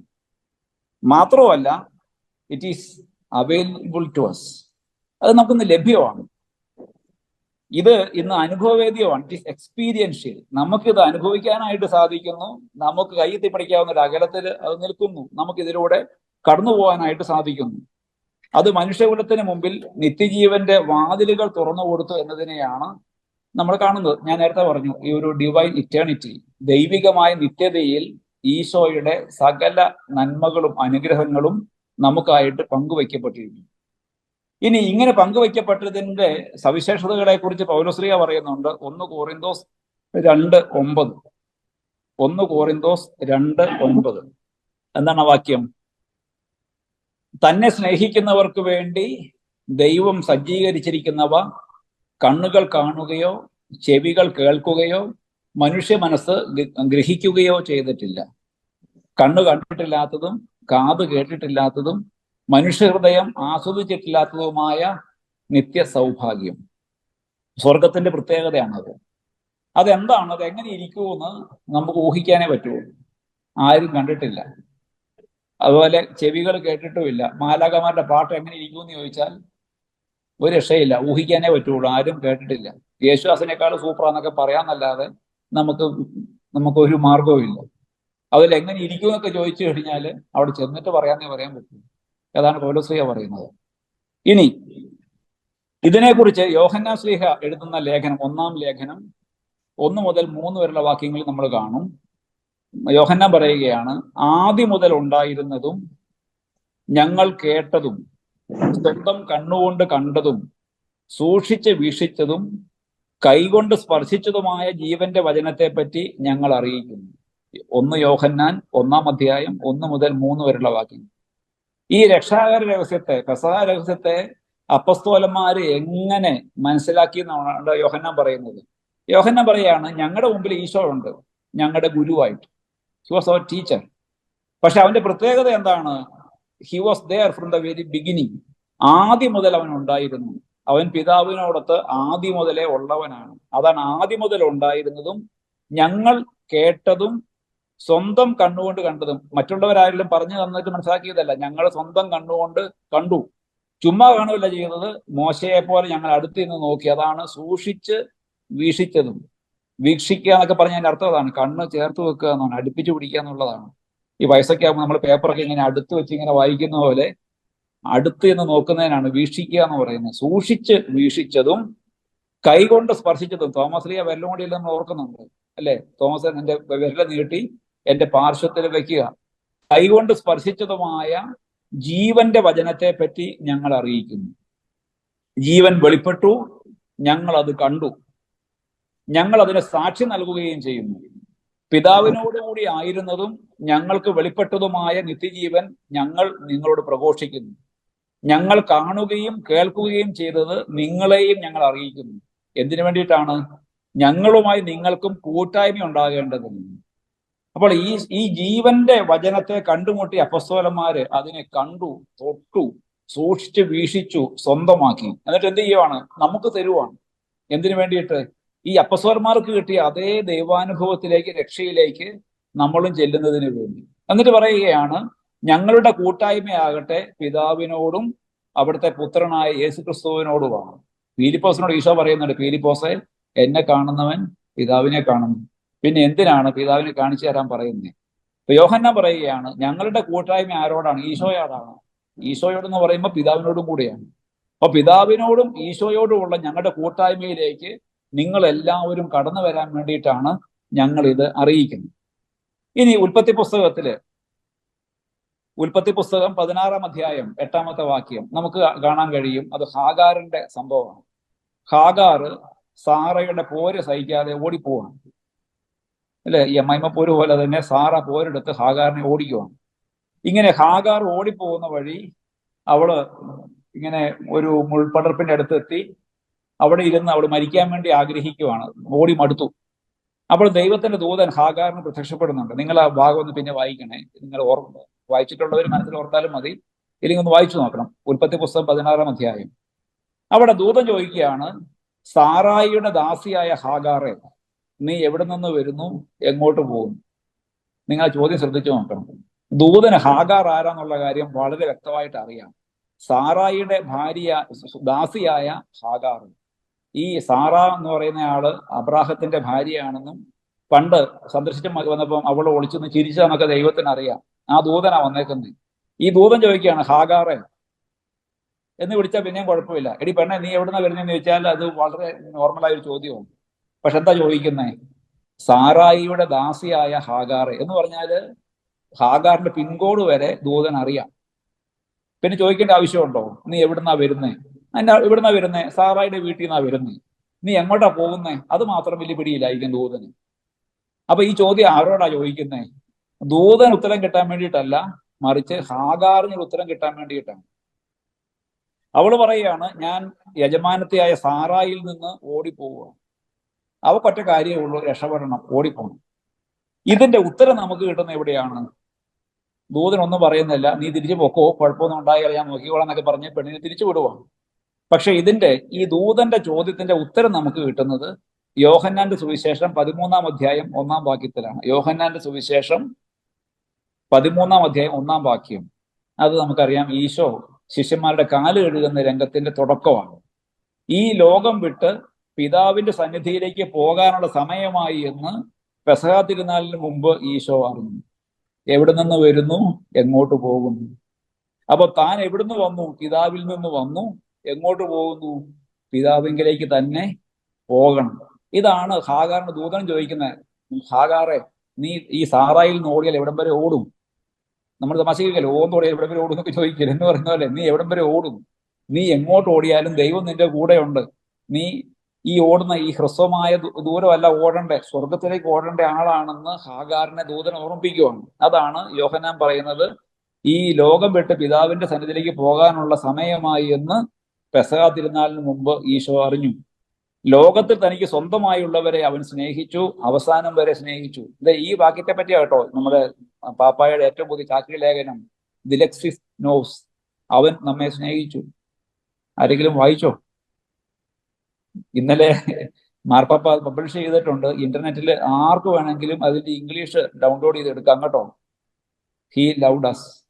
അവൻ നമ്മെ സ്നേഹിച്ചു. മാർപ്പാപ്പയുടെ പുതിയ ചാക്രി ലേഖനമാണ്. 144 പേജേ ഉള്ളൂ. വളരെ മനോഹരമായിട്ട് സ്നേഹത്തെക്കുറിച്ചും തിരുഹൃദയത്തെക്കുറിച്ചും പറയുന്നുണ്ട്. ഞാൻ അതിന്റെ പകുതിയോളം ഇന്നലെ ഇരുന്ന് വായിച്ചു, ബാക്കി വായിക്കണം. അപ്പം എന്താണ് ഈ സ്നേഹത്തെക്കുറിച്ചാണ് പറയുന്നത്. ആ പിതാവിന്റെ സന്നിധിയിലേക്ക് പോകണമെങ്കിൽ എങ്ങനെ പോകണം? സ്നേഹിച്ചിട്ട് പോകണം. ചുമ്മാ കുറെ സ്ഥലമൊക്കെ വെട്ടിപ്പിടിച്ച് കുറെ പൈസയൊക്കെ ബാങ്കിൽ ഫിക്സ്ഡ് ഡെപ്പോസിറ്റ് ഒക്കെ ഇട്ട് കുറെ കാറൊക്കെ മേടിച്ചു കൂട്ടി കുറെ മേക്കപ്പ് ഒക്കെ നടത്തിയിട്ട് പോകാനല്ല. എങ്ങനെ പോകണം? സ്നേഹിച്ചുകൊണ്ട് പോകണം. ലോകത്തിൽ സ്വന്തമായുള്ളവരെ സ്നേഹിച്ചു, അവസാനം വരെ അവൻ സ്നേഹിച്ചു. അങ്ങനെ സ്നേഹിച്ചുകൊണ്ട് സ്വർഗത്തിലേക്കുള്ള ഒരു പോക്കിനെയാണ് ഈ ഈശോയുടെ രക്ഷാകര പദ്ധതി ലക്ഷ്യം വയ്ക്കുന്നത്. ഇനി ഈ ലക്ഷ്യം, എല്ലാവരും രക്ഷ പ്രാപിക്കണം എന്നുള്ള ലക്ഷ്യം ഈശോ തന്റെ കുരിശിലൂടെ പൂർത്തിയാക്കിയെങ്കിലും അത് ഇന്ന് നമ്മളിലേക്ക് എത്തുന്നത് എങ്ങനെയാണ്? അത് സഭയിലൂടെയാണ്. കാരണം ഈശോയുടെ ഭൗതിക ശരീരമാണ് സഭ. ഈശോയുടെ തുടർച്ചയാണ് സഭ. മത്തായിയുടെ സുവിശേഷം 16 അധ്യായം 18 19 വാക്യങ്ങൾ. മത്തായിയുടെ സുവിശേഷം 16 അധ്യായം 18 19 വാക്യങ്ങൾ. ഈശോ പറയുകയാണ്, ഞാൻ നിന്നോട് പറയുന്നു, നീ പത്രോസാണ്. ഈ പാറമേൽ എന്റെ സഭ ഞാൻ സ്ഥാപിക്കും. നരക കവാടങ്ങൾ അതിനെതിരെ പ്രബലപ്പെടുകയില്ല. സ്വർഗത്തിന്റെ താക്കോലുകൾ നിനക്ക് ഞാൻ തരും. നീ ഭൂമിയിൽ കെട്ടുന്നതെല്ലാം സ്വർഗത്തിലും കെട്ടപ്പെട്ടിരിക്കും, നീ ഭൂമിയിൽ അഴിക്കുന്നതെല്ലാം സ്വർഗത്തിലും അഴിക്കപ്പെട്ടിരിക്കും. പ്രിയപ്പെട്ടവരെ, പലപ്പോഴും നമ്മൾ ഒരാശങ്കയോട് ചിന്തിക്കുന്ന വാക്യം ഈ ഭൂമിയിൽ കെട്ടുന്നതെല്ലാം സ്വർഗത്തിലും കെട്ടപ്പെടും എന്നുള്ളതൊക്കെയാണ്. പക്ഷെ അതിനു മുമ്പുള്ള വാക്യമാണ് പ്രത്യാശഭരിതമായ വാക്യം. എന്താണ്? സ്വർഗത്തിന്റെ താക്കോലുകൾ ഞാൻ നിനക്ക് തരും. പത്രോസിന്റെ കയ്യിൽ, ഈ സഭയുടെ കയ്യിൽ എന്തുണ്ട്? സ്വർഗത്തിന്റെ താക്കോലുണ്ട്. ഈ താക്കോലും പിടിച്ചുകൊണ്ടാണ് ആര് മുമ്പേ നടക്കുന്നത്? മാർപ്പാപ്പ നടക്കുന്നത്. നമ്മളെല്ലാം മാർപ്പാപ്പയുടെ പിന്നാലെ നടക്കുന്നത്. നമ്മുടെ പൂർവ്വപിതാക്കന്മാര്, നമ്മുടെ പൂർവികർ മുഴുവനും നടക്കുന്ന ആരുടെ പിന്നാലെയാണ്? പത്രോസിന്റെ ഈ താക്കോലിന്റെ പിന്നാലെയാണ്. പത്രോസ് ഈ താക്കോലും പിടിച്ച് ഏറ്റവും മുന്നേ പോകുന്നു. നമ്മളെല്ലാവരും പുള്ളിയുടെ പുറകെ ഇങ്ങനെ അനുഗമിക്കുന്നു. എവിടം വരെ? സ്വർഗം വരെ. അവിടെ ചെല്ലും പത്രോസ് സ്വർഗം ഈ താക്കോൽ തുറന്ന് കയറി വാടാ മക്കളെ എന്ന് പറയും. നമ്മൾ കയറി ചെല്ലും. അത്രയും ലളിതമായ കാര്യമാണ് നമ്മുടെ ഈ വിശ്വാസം എന്ന് പറയുന്നത്. അപ്പം ഈ ഈശോ സ്ഥാപിച്ചു തന്ന രക്ഷ ഇന്ന് തുടർന്നുകൊണ്ട് പോകുന്നത് സഭയിലൂടെയാണ്. അതാണ് മത്തായിയുടെ സുവിശേഷം 16-ാം അധ്യായം 18 മുതൽ ഉള്ള വാക്യങ്ങൾ പറയുന്നത്. ഇനി നമ്മുടെ സാക്കറോ സാങ്ക്തും കോൺസീലിയും, നിങ്ങൾക്കറിയാലോ, നമ്മുടെ ആരാധനക്രമത്തെ കുറിച്ചുള്ള പ്രമാണരേഖയില് വത്തിക്കാൻ കൗൺസിൽ പറയുകയാണ്, പെന്തക്കൊസ്താ ദിനം മുതൽ പെസഹ രഹസ്യങ്ങൾ ആഘോഷിക്കാൻ സമ്മേളിക്കുന്നതിൽ നിന്ന് സഭ ഒരിക്കലും പിൻവാങ്ങിയിട്ടില്ല. അപ്പൊ ഈ പെസഹ രഹസ്യങ്ങൾ അങ്ങനെ ഈശോയിലും അപ്പസ്തോലന്മാരിലും മാത്രം ഒതുങ്ങി നിൽക്കേണ്ട ഒന്നല്ല എന്ന് ആര് തീരുമാനിച്ചു? സഭ തീരുമാനിച്ചു. ഈ സഭ എന്നാണ് ഉദ്ഘാടനം ചെയ്യപ്പെട്ടത്? പെന്തക്കൊസ്താ ദിനത്തിലാണ്.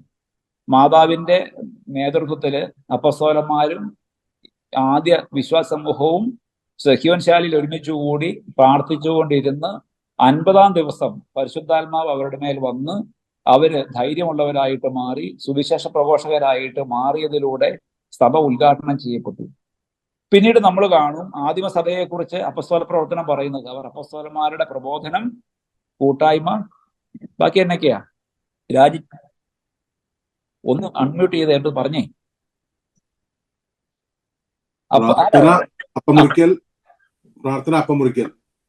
അവർ അപ്പസ്തോലന്മാരുടെ പ്രബോധനം, കൂട്ടായ്മ, പ്രാർത്ഥന, അപ്പം മുറിക്കൽ. ബാക്കി കൊണ്ട് പറഞ്ഞേ.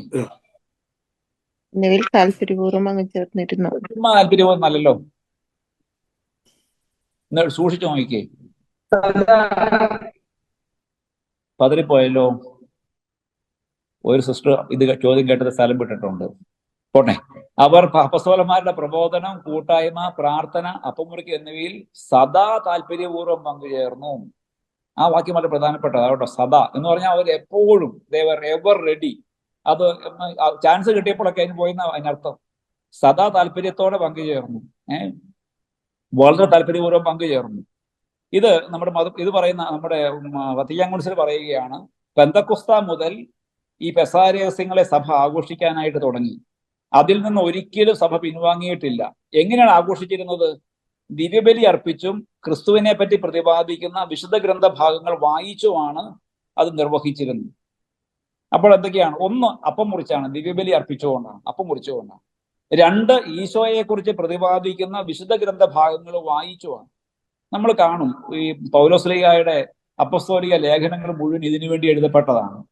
വിശ്വാസ സമൂഹം ഈ അപ്പം മുറിക്കാൻ വേണ്ടി ഒന്നിച്ചു കൂടുമ്പം ഈശോയെക്കുറിച്ചും ഈശോ സ്ഥാപിച്ചിരിക്കുന്ന, ഇല്ലെങ്കിൽ നമുക്ക് നൽകിയിരിക്കുന്ന രക്ഷയുടെ രഹസ്യങ്ങളെ കുറിച്ചും വിശ്വാസികളെ അറിയിക്കാൻ വേണ്ടിയിട്ട് പൗലോസ് വ്യാഖ്യാനിച്ചു കൊടുക്കുന്ന കാര്യങ്ങളാണ് ലേഖനങ്ങളായിട്ട് അവർക്ക് അയച്ചു കൊടുത്തുകൊണ്ടിരുന്നത്.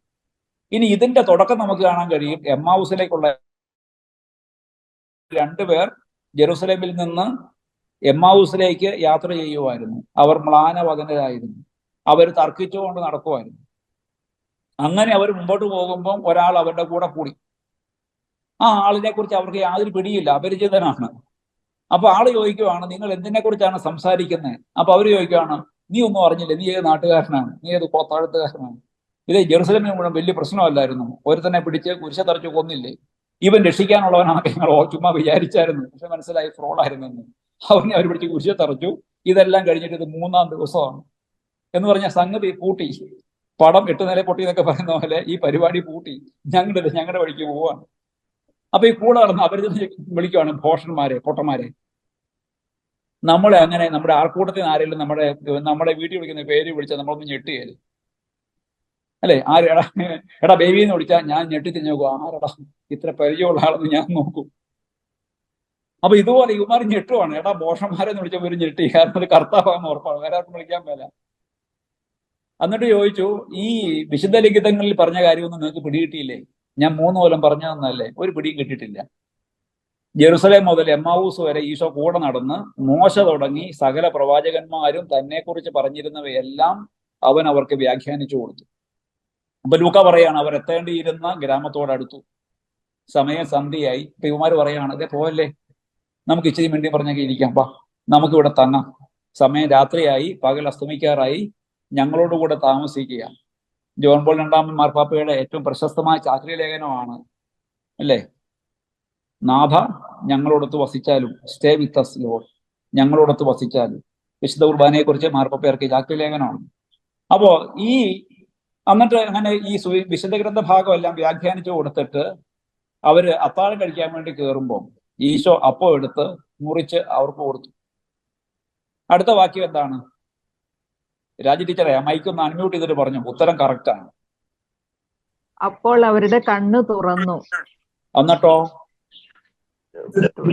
അവർ അവനെ തിരിച്ചറിഞ്ഞു. തിരിച്ചറിഞ്ഞോന്നോ? അവൻ അപ്രത്യക്ഷനായി അല്ലേ? അതാണ് പ്രധാനപ്പെട്ട കാര്യം. അവൻ അപ്പം മുറിച്ച് അവർക്ക് കൊടുത്തത് ഈശോ ഇല്ലാതെ അവൻ അപ്രത്യക്ഷനായി. അതാണ് വിശുദ്ധ കുർബാന. എന്താണ് ഈ അത്രയും നേരം അപ്പം മുറിക്കുന്നവനെ വരെ ഈശോ എങ്ങനെയാ ഉണ്ടായിരുന്നത് അവരുടെ കൂടെ? വചനമായിട്ടുണ്ടായിരുന്നു. അവൻ വചനമായിട്ട് കൂടെ വന്നു. ഇപ്പൊ എന്തായിട്ട് മാറി? അവൻ അപ്പമായിട്ട് മാറി. ഇനി ഈശോയ്ക്ക് ഒരു വ്യക്തിയായിട്ട് ഇരിക്കാൻ പറ്റുമോ? അവൻ എവിടെ ആയി? ഇപ്പം അപ്പത്തിലായി. കാരണം പറഞ്ഞു, വാങ്ങി ഭക്ഷിക്കുവിൻ, ഇതെന്റെ ശരീരമാണ്. അപ്പൊ ഈ അപ്പം വാങ്ങിക്കുന്നവർ ആരെ കാണും? ഈശോയെ കാണും. ഈശോയെ കാണണം. നമ്മൾ തിരുവോസ്ത് സ്വീകരിക്കുമ്പോൾ നമ്മൾ ആരെയാ കാണുന്നേ? ഒരു വെളുത്ത അപ്പ കഷ്ണമാണോ കാണുന്നേ? അല്ല, നമ്മൾ കാണുന്നത് ഈശോയെയാണ് അല്ലേ? അപ്പൊ അതുപോലെ അപ്പൊ നോക്കിയാൽ ഞാൻ തുടക്കം അവിടെയാണ്. വിശുദ്ധ കുർബാന എന്താണ്? വിശുദ്ധ കുർബാനയിൽ വചനം എങ്ങനെ ഈശോയായിട്ട് മാറുന്നില്ല? വചനത്തിൽ ഈശോ എങ്ങനെ സന്നിഹിതനാകുന്നു? ആ ഈശോ എങ്ങനെ അപ്പത്തിൽ സന്നിഹിതനാകുന്നു എന്നുള്ളത് ഈശോ ആദിമസഭയെ പഠിപ്പിച്ചത് ഈ എമ്മാവൂസ് അനുഭവത്തിലൂടെയാണ്. അതുകൊണ്ടാണ് സഭയുടെ ആരംഭ നാൾ മുതൽ ഇന്ന് വരെ ബലിയർപ്പണത്തിന്റെ 2 മേശകളുണ്ട്. ഒന്ന് വചനത്തിന്റെ മേശയും 2 അപ്പത്തിന്റെ മേശയും. ഈ അപ്പസ്തോലന്മാര് ബോഷന്മാരായ അപ്പസ്തോലന്മാര് പറയുകയാണ്, എടാവേ വഴിയിൽ വെച്ച് അവൻ നമ്മോട് സംസാരിച്ചപ്പോ നമ്മുടെ ഹൃദയം ജ്വലിക്കുമല്ലായിരുന്നു. എന്നാ അനുഭവമായിരുന്നു അവൻ പറഞ്ഞു കേട്ടപ്പോ, ഭയങ്കര കത്തലായിരുന്നു, എന്നാ വൈബായിരുന്നു. എന്നിട്ട് അപ്പൊ തന്നെ ഇവര് തിരിച്ച് പോവാണ് ജെറുസലേമിലേക്ക്. അത് പറഞ്ഞു, ഞങ്ങൾ വഴിയിൽ വെച്ച് അവനെ കണ്ടതും അപ്പം മുറിച്ചപ്പോൾ അവനെ തിരിച്ചറിഞ്ഞതും അവർക്ക് വിവരിച്ചു കൊടുത്തു. അപ്പൊ സഭ പന്തക്കുസ്ത ദിനം മുതൽ ഇന്നുവരെ തുടർന്നു പോരുന്ന കാര്യമാണ്. ഒന്ന്, വചനത്തിൽ ഈശോയെ കണ്ടെത്താനായിട്ട് വിശ്വാസികളെ സഹായിക്കും. നമ്മുടെ വചന ശുശ്രൂഷ അതിനു വേണ്ടിയിട്ടുള്ളതാണ്. 2, അപ്പം മുറിച്ച് വിശ്വാസികൾ കൊടുക്കുന്നതിലൂടെ, തിരുശരീര രക്തങ്ങളിലൂടെ ഈശോയെ സ്വീകരിക്കാൻ, അവന്റെ ഭാഗമായിട്ട് മാറാനായിട്ട് വിശ്വാസികളെ സഹായിക്കുന്നു. അപ്പൊ ഇതിനെയാണ് നമ്മൾ ആരാധനാക്രമപരമായ നിർവഹണം എന്ന് പറയുന്നത്. ഇനി ആരാധനാക്രമ നിർവഹണത്തിലെ 1-2 കാര്യങ്ങളെ കൂടി പറഞ്ഞുകൊണ്ട് ഞാൻ നിർത്താം. മണി 10 അല്ലേ? 10:00 നമ്മൾ നിർത്തുന്നേ. ഓക്കെ. അപ്പോ നമ്മൾ ഇന്ന് ഈ വിശുദ്ധ കുർബാന അർപ്പണത്തില് ഞാൻ പറഞ്ഞു, ഈ ആദിമസഭയില് അവര് അപ്പസ്തോലന്മാരുടെ പ്രബോധനവും കൂട്ടായ്മയും പ്രാർത്ഥനയും അപ്പമുറിക്കലും പങ്കുചേർന്ന പോലെ നമ്മൾ ഇന്ന് പങ്കുചേരുമ്പോൾ ഈശോ അന്ത്യത്താഴത്തിൽ ചെയ്ത കാര്യങ്ങളെ, എമ്മൗസിലേക്കുള്ള യാത്രയിലെ ശിഷ്യന്മാർക്ക് വചനം വ്യാഖ്യാനിച്ചു കൊടുത്തതിനെയൊക്കെ നമ്മൾ എന്ത് ചെയ്യുന്നു? നമ്മൾ പുനരവതരിപ്പിക്കുന്നു. അതിനെക്കുറിച്ച് പറയുന്ന ആരാധനാക്രമപരമായ വാക്കാണ് അനംനേസിസ്. അതിന്റെ ഒരു ഏറെക്കുറെ തത്തുല്യമായ മലയാള തർജ്ജമയാണ് ഓർമ്മയാചരണം. പക്ഷെ ആ വാക്കിന് അത്രയ്ക്ക് ജീവൻ പോരാന്നുള്ളതാണ് എൻ്റെ ഒരു അഭിപ്രായം.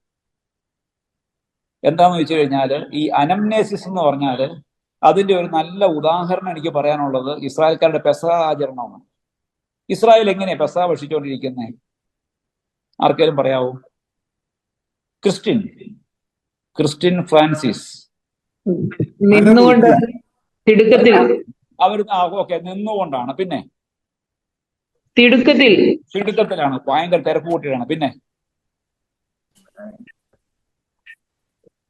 അവരുടെ കോസ്റ്റ്യൂംസ് ഒക്കെ എങ്ങനെയാണ്? മോഡേൺ ചെരുപ്പുകൾ ധരിച്ച് ചെരുപ്പ് ധരിച്ച് അരമുറുക്കി പൂർവികരുടെ വേഷം ധരിച്ച് പുളിക്കാത്ത അപ്പം കയ്പുള്ള ഇല കൂട്ടി അവര് കഴിക്കുന്നു, അല്ലേ? നിന്നുകൊണ്ട്. ഇപ്പോഴും വടി പിടിച്ചോണ്ട് കയ്യിൽ വടിയെല്ലാം പിടിച്ചുകൊണ്ടാണ്. എന്നിട്ടോ ഇങ്ങനെ കഴിച്ചുകൊണ്ടിരിക്കുമ്പോൾ എന്തുകൂടെ സംഭവിക്കണം? വേഗത്തിൽ തിടുക്കത്തിൽ ഭക്ഷിക്കണം. വേഗത്തിൽ ഇങ്ങനെ കഴിച്ചുകൊണ്ടിരിക്കുമ്പോൾ ഒരു കാര്യം കൂടെ നടക്കണം എന്ന് പറഞ്ഞിട്ടുണ്ട് മോശ. അവരുടെ കൂട്ടത്തിലുള്ള ഏറ്റവും ചെറിയ കുട്ടി ചോദിക്കണം ഇതെന്തുകൊണ്ടാണ് നമ്മൾ ആചരിക്കുന്നതെന്ന്. അപ്പോ പൂർവികര് അതേക്കുറിച്ച് പറഞ്ഞു കൊടുക്കണം, ചരിത്രം പറഞ്ഞു കൊടുക്കണം. ഓക്കെ അത്രയും നീളം ചോദ്യത്തിനില്ല. നോക്കി ഒന്നാലും ചോദിക്കുക, ഇന്നത്തെ ഒരു മോഡേൺ യഹൂദന്റെ വീട്ടില് ഇരിക്കാൻ കസേരയുണ്ട്, ഡൈനിങ് ടേബിൾ ഉണ്ട്, വീട്ടിൽ ഫ്രിഡ്ജിൽ ഇഷ്ടംപോലെ ഈസ്റ്റ് ഇരിപ്പുണ്ട്. ഈ നമുക്ക് ഒരു മുട്ടാടിനെ നന്നായിട്ട് എന്നാ പറയുന്നത് ഗ്രില്ല് ചെയ്യാനുള്ള സംവിധാനമൊക്കെ ഉണ്ട്. നമുക്ക് പുതിയ ബർമൂഡയും ടീഷർട്ടും ഇല്ലെങ്കിൽ സ്ലീവ്ലെസ് ബനിയനും കാര്യങ്ങളും എല്ലാം ഉണ്ട്. വീട് AC ആയതുകൊണ്ട് ചെരുപ്പൊന്നും ഇടേണ്ട ആവശ്യമില്ല.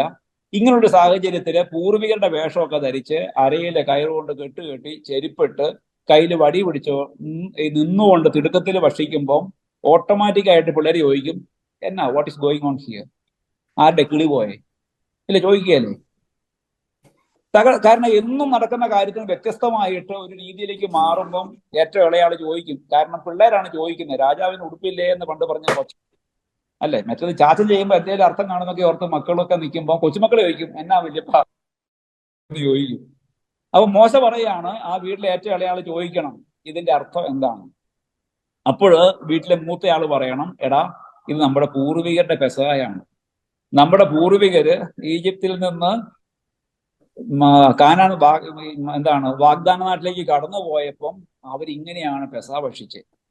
അവരുടെ ഉടുപ്പെല്ലാം പഴയതായിരുന്നു, അവർക്ക് ബെൽറ്റ് ഇല്ല, അരയിൽ കയറായിരുന്നു. അവർ വലിയ യാത്ര ചെയ്യാൻ വേണ്ടി ഒരുങ്ങിയത് കൊണ്ട് കയ്യിൽ വടി പിടിച്ചുകൊണ്ടാണ് കഴിച്ചത്. ഫറോ വാക്ക് മാറ്റുമെന്ന് പേടിച്ചതുകൊണ്ടാണ് നിന്നുകൊണ്ട് കഴിച്ച് ഓടാൻ തയ്യാറായിട്ട് ഇങ്ങനെ സ്റ്റാർട്ടിംഗ് പോയിന്റിൽ ഉസൈൻ ബോൾട്ട് നിൽക്കുന്ന പോലെയാണ് നിൽക്കുന്നത്. വെടി പൊട്ടുമ്പോഴേ ഓടാൻ വേണ്ടി നിൽക്കുന്ന പോലെയാണ് അവർ നിന്നത്. അവര് കഴിച്ച കയ്പുള്ള ഇലകള് ഈജിപ്തിലെ അവരുടെ കഷ്ടപ്പാടിന്റെ ഓർമ്മകളാണ്. അവര് മാവ് കുഴച്ചത് പുളിക്കാൻ വേണ്ടി വെയിറ്റ് ചെയ്യാൻ സമയം കിട്ടാത്തതുകൊണ്ടാണ് അത് പുളിപ്പില്ലാത്ത അപ്പമായിട്ട് മാറിയത്. മോനെ, ഇത് നമ്മുടെ പൂർവികരുടെ പെസഹയാണ്. കൊച്ചിന് കാര്യം പിടികിട്ടും. കാരണം എന്നാ, ഇത് ഒരു റിയൽ ഡ്രസ് റിഹേഴ്സൽ തന്നെയാണ്. വേഷം പഴയത്, അന്ന് അവർ കഴിച്ച അതേ രീതിയിലൂടെ ഇവൻ കടന്നു. It's A re living. ആ അനുഭവത്തിലൂടെ ജീവിച്ചുകൊണ്ട് ആ കൊച്ചു കടന്നു പോവാണ്. നിങ്ങൾ എന്ത് ചെയ്യേ, ഒരു 70 കൊല്ലം കഴിയുമ്പോൾ എന്ത് സംഭവിക്കും? ഈ കൊച്ചിന് എന്ത് പരിണാമം വരും? കൊച്ചു പ്രായപൂർത്തിയായ അവൻ വല്യപ്പനാകും. അവൻ ഉത്തരം പറയുന്ന ആളായിട്ട് മാറും. അവന്റെ കൊച്ചുമോൻ ചോദിക്കും, വല്യപ്പ what is going on here? എന്താ കിളി പോയോ? എടാ, കിളി പോയതൊന്നും അല്ലടാ, നമ്മളൊരു വലിയ കാര്യം അനുസ്മരിക്കുവാണ്, നമ്മൾ ജീവിക്കുവാണ്.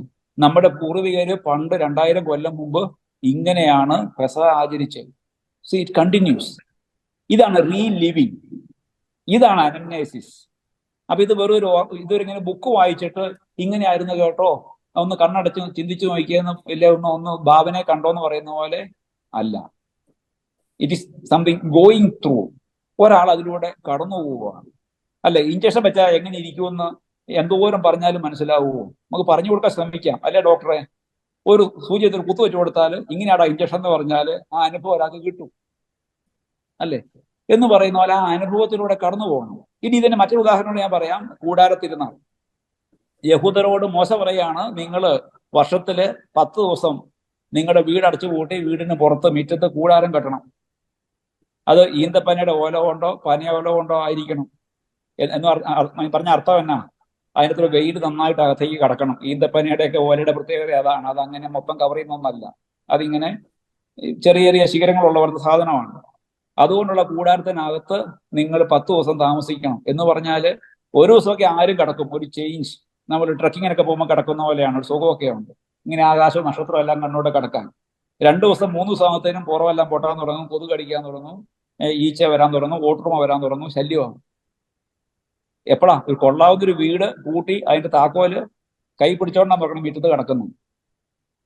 ഈ നിയമാവർത്തന പുസ്തകത്തിൽ മോശ പറയുന്നില്ല ഈ വീട്ടിലെ ഇളയാള് ചോദിക്കണം എന്നാ ഈ കാണിക്കുന്നതെന്ന്. ഉറപ്പായിട്ട് ചോദിക്കും. മോശയ്ക്ക് ഉറപ്പോടുണ്ട് മോശ കാര്യം ചോദിക്കാൻ പറയുന്നില്ല. കാരണം കൊള്ളാവുന്ന ഒരു എയർ കണ്ടീഷൻ പെര അടിച്ചു കൂട്ടി അതിന്റെ താക്കോല് കീശയിലിട്ട് എന്തിനാ ഈ പൊരിവെയിലത്ത് കിടക്കുന്നതെന്ന് ആരും ചോദിക്കും.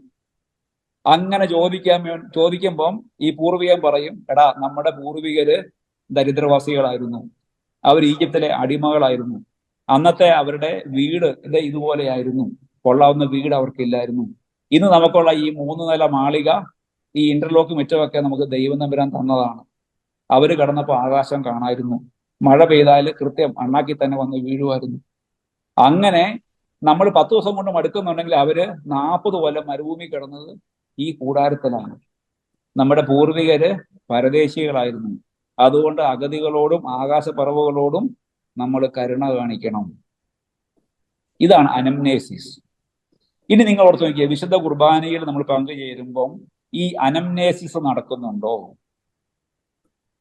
നമ്മൾ ചുമ്മാ ഏതെങ്കിലും ഒരു പുസ്തകം വായിച്ചിട്ട്, ഇപ്പം ബ്രാം സ്റ്റോക്കറുടെ ഡ്രാക്കുള വായിച്ചിട്ട് അതിലെ കാര്യങ്ങൾ ഭാവനയെ കാണുന്ന പോലെ ഈശോ അന്ത്യത്താഴ വേളയിൽ അപ്പം എടുത്ത് മുറിച്ചു കൊടുത്തു എന്ന് പറയുമ്പം നമ്മൾ എന്നാ ചെയ്യുന്നേ? നമ്മൾ ആമയം പറയുന്നുണ്ട്, അല്ലേ? കാരണം ഈ കാർമികൻ ഈശോയുടെ സ്ഥാനത്ത് നിന്നോട് പറയുന്നത് ഇതെന്റെ ശരീരമാണ്, വാങ്ങി ഭക്ഷിക്കുകയും. അവിടെ നമ്മൾ ഈശോയെ കാണുവാണ്. അപ്പൊ ഈ ആമേൻ പറയുന്ന ആൾക്കാർ നമ്മൾ ആരാണ്? അപ്പസ്തോലന്മാരാണ്. അന്ത്യത്താഴത്തിൽ ഈശോയുടെ അടുത്തിരുന്ന് ഇങ്ങ് തന്നെ എന്ന് പറഞ്ഞ് പിടുത്തവും വലിയും കൂട്ടുന്ന പത്രോസും യോഹന്നാനും ഒക്കെയാണ് നമ്മൾ അതിനോട് ആമയം പറയുവാണ്. നമ്മൾ ഓരോന്നിനും ആമയം പറയുന്നുണ്ട്. അപ്പോൾ ഇങ്ങനെ ഇപ്പൊ നമ്മൾ അച്ഛൻ വിശുദ്ധ സുവിശേഷം എടുത്തുകൊണ്ട് വരുമ്പം നമ്മൾ എല്ലാവരും ഇങ്ങനെ എഴുന്നേറ്റ് നിൽക്കുന്നു, പാട്ട് പാടുന്നു. എങ്ങനെയാണ്? ഈശോയുടെ പരസ്യജീവിത കാലത്ത് ഈശോ സുവിശേഷം അവൻ മലമുകളിലേക്ക് കയറി തനിക്ക് ഇഷ്ടമുള്ളിട്ട് തന്റെ അടുത്തേക്ക് വിളിച്ചു. അവൻ അധരം തുറന്ന് അവരോട് സംസാരിക്കാനായിട്ട് തുടങ്ങി. ആത്മാവിൽ ദരിദ്രർ ഭാഗ്യവാന്മാർ. അതൊക്കെ ഇവന്മാർ കേട്ടോണ്ടിരുന്നു. യോഹന്നാന്റെ സുവിശേഷത്തെ നമ്മൾ കാണും. അങ്ങനെ കേട്ട് 3 ദിവസം കഴിഞ്ഞു. യുവമാര് ഇത് കേട്ട് ഇങ്ങനെ അന്തം വിട്ടിരിക്കുവാണ്. അപ്സമാർ എന്ന് പറയാണ്, ഇനി ഇവന്മാരെ പറഞ്ഞു വിട്ടില്ലേ പണിയാവും, ഇവർ വഴിയിൽ വീണു പോയേക്കും. അപ്പോ ഈ സുവിശേഷം വായന ഇല്ലെങ്കിൽ വിശുദ്ധ ഗ്രന്ഥത്തിലെ 4 വായനകളെ നമ്മൾ വിശുദ്ധ കുർബാനയെ കേൾക്കേണ്ടത് ഈ ഒരു മനോഭാവത്തോടെ വേണം. ആ കൊച്ചത് തെറ്റിച്ചല്ലോ, ഇനി തെറ്റിച്ചല്ലോ, അത് ശരിയായില്ലോ എന്നൊക്കെ ഓർത്തോണ്ടല്ല ഇരിക്കേണ്ടത്. എങ്ങനെ ഇരിക്കണം? ഞങ്ങൾ ആരുടെ പക്കലേക്ക് പോകും? നിത്യജീവന്റെ വചനങ്ങൾ നിന്റെ പക്കലുണ്ട് എന്ന് പറയുന്ന പത്രോസിനെ പോലെ എമ്മാവുസിലേക്ക് പോയ ശിഷ്യന്മാര് ഒരു ഒപ്പുകടലാസ് പോലെ ഈശോ പറഞ്ഞ വാക്കുകളെല്ലാം ഒപ്പിയെടുത്ത് ഹൃദയം ജ്വലിപ്പിച്ചതുപോലെ നമ്മൾ വചനം കേൾക്കണം. അവൻ എല്ലാം അവർക്ക് രഹസ്യത്തിൽ വിശദീകരിച്ചു കൊടുത്തിരുന്നു എന്ന് ഈശോയെ കുറിച്ച് ശിഷ്യന്മാരെ കുറിച്ചും പറയുന്ന ഭാഗമുണ്ട് ബൈബിളിൽ. കാരണം എന്നാ? 2-3 വട്ടം ചോദിച്ചു, എന്തുകൊണ്ടാണ് ഞങ്ങൾക്ക് അവനെ പുറത്താക്കാൻ പറ്റാണ്ടിരുന്നത്? അവൻ പുളിമാവിനെ കുറിച്ച് പറഞ്ഞപ്പോൾ നമുക്ക് അപ്പം ഇല്ലാത്തതുകൊണ്ടാണ് പറഞ്ഞേ, നിനക്ക് ഇവർ പൊട്ടത്തരം പറഞ്ഞ് ഇഷ്ടം പോലെ വഴക്ക് മേടിക്കുന്നു. അതുകൊണ്ട് ഈശോ പറഞ്ഞു, ഇനി പൊട്ടത്തരം ഒന്നും ആരും കേൾക്കാൻ ചോദിക്കണ്ട, എന്നോട് ഒറ്റയ്ക്ക് ചോദിച്ചാൽ മതി, ആരും കേൾക്കാതെ ഞാൻ പറഞ്ഞു തരാം. അങ്ങനെ ഈ പറയുന്ന കഥകൾ മുഴുവനും ശിഷ്യന്മാർക്ക് അവൻ രഹസ്യമായിട്ട് വ്യാഖ്യാനിച്ചു കൊടുത്തിരുന്നു നമ്മൾ സുവിശേഷത്തിൽ കാണും, അല്ലേ? അപ്പൊ അതുപോലെ ഈ വായിച്ചു പറഞ്ഞ കാര്യങ്ങള് ഈ ശിഷ്യന്മാർക്ക് മനസ്സിലാകുന്നില്ല എന്നോർത്തോണ്ടാണ് അച്ഛനായെന്ന ഈശോ സുവിശേഷ പ്രസംഗം പറഞ്ഞു തരുന്നത്. അപ്പൊ അച്ഛന്മാരുടെ കടമയാണ് ഈ ശിഷ്യന്മാർക്ക് മനസ്സിലാകുന്ന രീതിയിൽ ഭംഗിയായിട്ട് ഈ കാര്യം വ്യാഖ്യാനിച്ചു കൊടുക്കുക എന്നുള്ളത്. ഇനി അച്ഛന്മാർ കഷ്ടപ്പെട്ട് അങ്ങനെ വ്യാഖ്യാനിച്ചു കൊടുക്കുമ്പോൾ ഇരുന്ന് കൂർക്കം വലിച്ച് ഉറങ്ങാതെ ശ്രദ്ധയോടെ അപ്പസ്തോലന്മാരെ പോലെ അത് കേൾക്കുക എന്നുള്ളത് നിങ്ങളുടെയും കടമയാണ്. അപ്പോൾ ഈ അനംനേസിസ് എന്ന് പറയുന്ന വാക്കിന് ഈ ഒരു അർത്ഥമാണുള്ളത്. It's A റീലിവിങ്. അതൊരു വീണ്ടും ജീവിക്കലാണ്. അപ്പൊ എങ്ങനെയാ നമുക്ക് നമ്മുടെ കല്യാണ വാർഷികം ആഘോഷിക്കേണ്ടത്?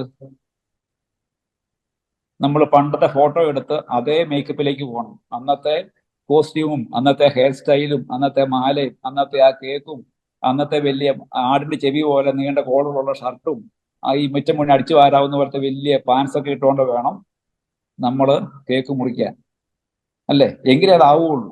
ചുമ്മാ നമ്മൾ ഇന്നിങ്ങനെ തലയിലും മുഖത്തെല്ലാം കുറെ പൗഡറെല്ലാം വാരി തേച്ച് കുറെ ഡൈയൊക്കെ അടിച്ച് ഒരു കേക്ക് മുറിച്ച് അങ്ങോട്ടും ഇങ്ങോട്ടും വായിലേക്ക് വെച്ച് കൊടുത്താൽ അനംനേസിസ് ആകുകയല്ല. മറിച്ച് ആ പഴയ അതേ രീതിയിലേക്ക് പോയി ആ സ്ഥാനത്ത് നിന്നുകൊണ്ട് അന്നത്തെ അതേ നാണത്തോടെ ചമ്മലോടെ അത് ചെയ്യുമ്പോൾ എന്താകുന്നുള്ളൂ? കല്യാണത്തിന്റെ വാർഷികം ആകുന്നുള്ളൂ. പട്ടം അടിക്കണമെങ്കിൽ ഞാനും പണ്ടത്തെ ഒരു 57 കിലോയുള്ള ആളായിട്ട് മാറും. മെലിഞ്ഞു ഉണങ്ങി ചൂട്ടുപോലെ തല നിറയെ മുടിയൊക്കെ ആയിട്ട് നിന്ന് ഇങ്ങനെ പട്ടം അടിക്കണം. ഇന്ന് രക്ഷയില്ല, തലയിലെ മുടിയൊക്കെ പോയി. അപ്പോ ഞാൻ പറഞ്ഞു വരുന്നത് ഈ അനംനേസിസ് എന്ന് പറഞ്ഞാൽ ഒരു വീണ്ടും ജീവിക്കലാണ്. ആ അനുഭവത്തിലൂടെ ജീവനോടെ ഉള്ള ഒരു കടന്നുപോക്കാണ്. അത് വെറും ഒരു റിക്കളക്ഷൻ അല്ല, കുറെ ഓർമ്മകളെ ഇങ്ങനെ വീണ്ടെടുക്കുന്ന ഒന്നല്ല, ആരൊക്കെയോ പറയുന്നത് കേട്ടിട്ട് ഭാവനയെ കാണുന്ന ഒന്നല്ല. It's A going through. നമ്മൾ അതിലൂടെ നമ്മൾ ഇങ്ങനെ സജീവമായിട്ട് കടന്നു പോവുക. അതാണ് ഈശോയെ സമരിയക്കാരത്തി പരിചയപ്പെടുത്തുമ്പോൾ ആളുകൾക്ക് ഈശോയെ സമരിയയിലാക്കാർക്ക് മനസ്സിലായി, ഇവനാണ് രക്ഷകൻ.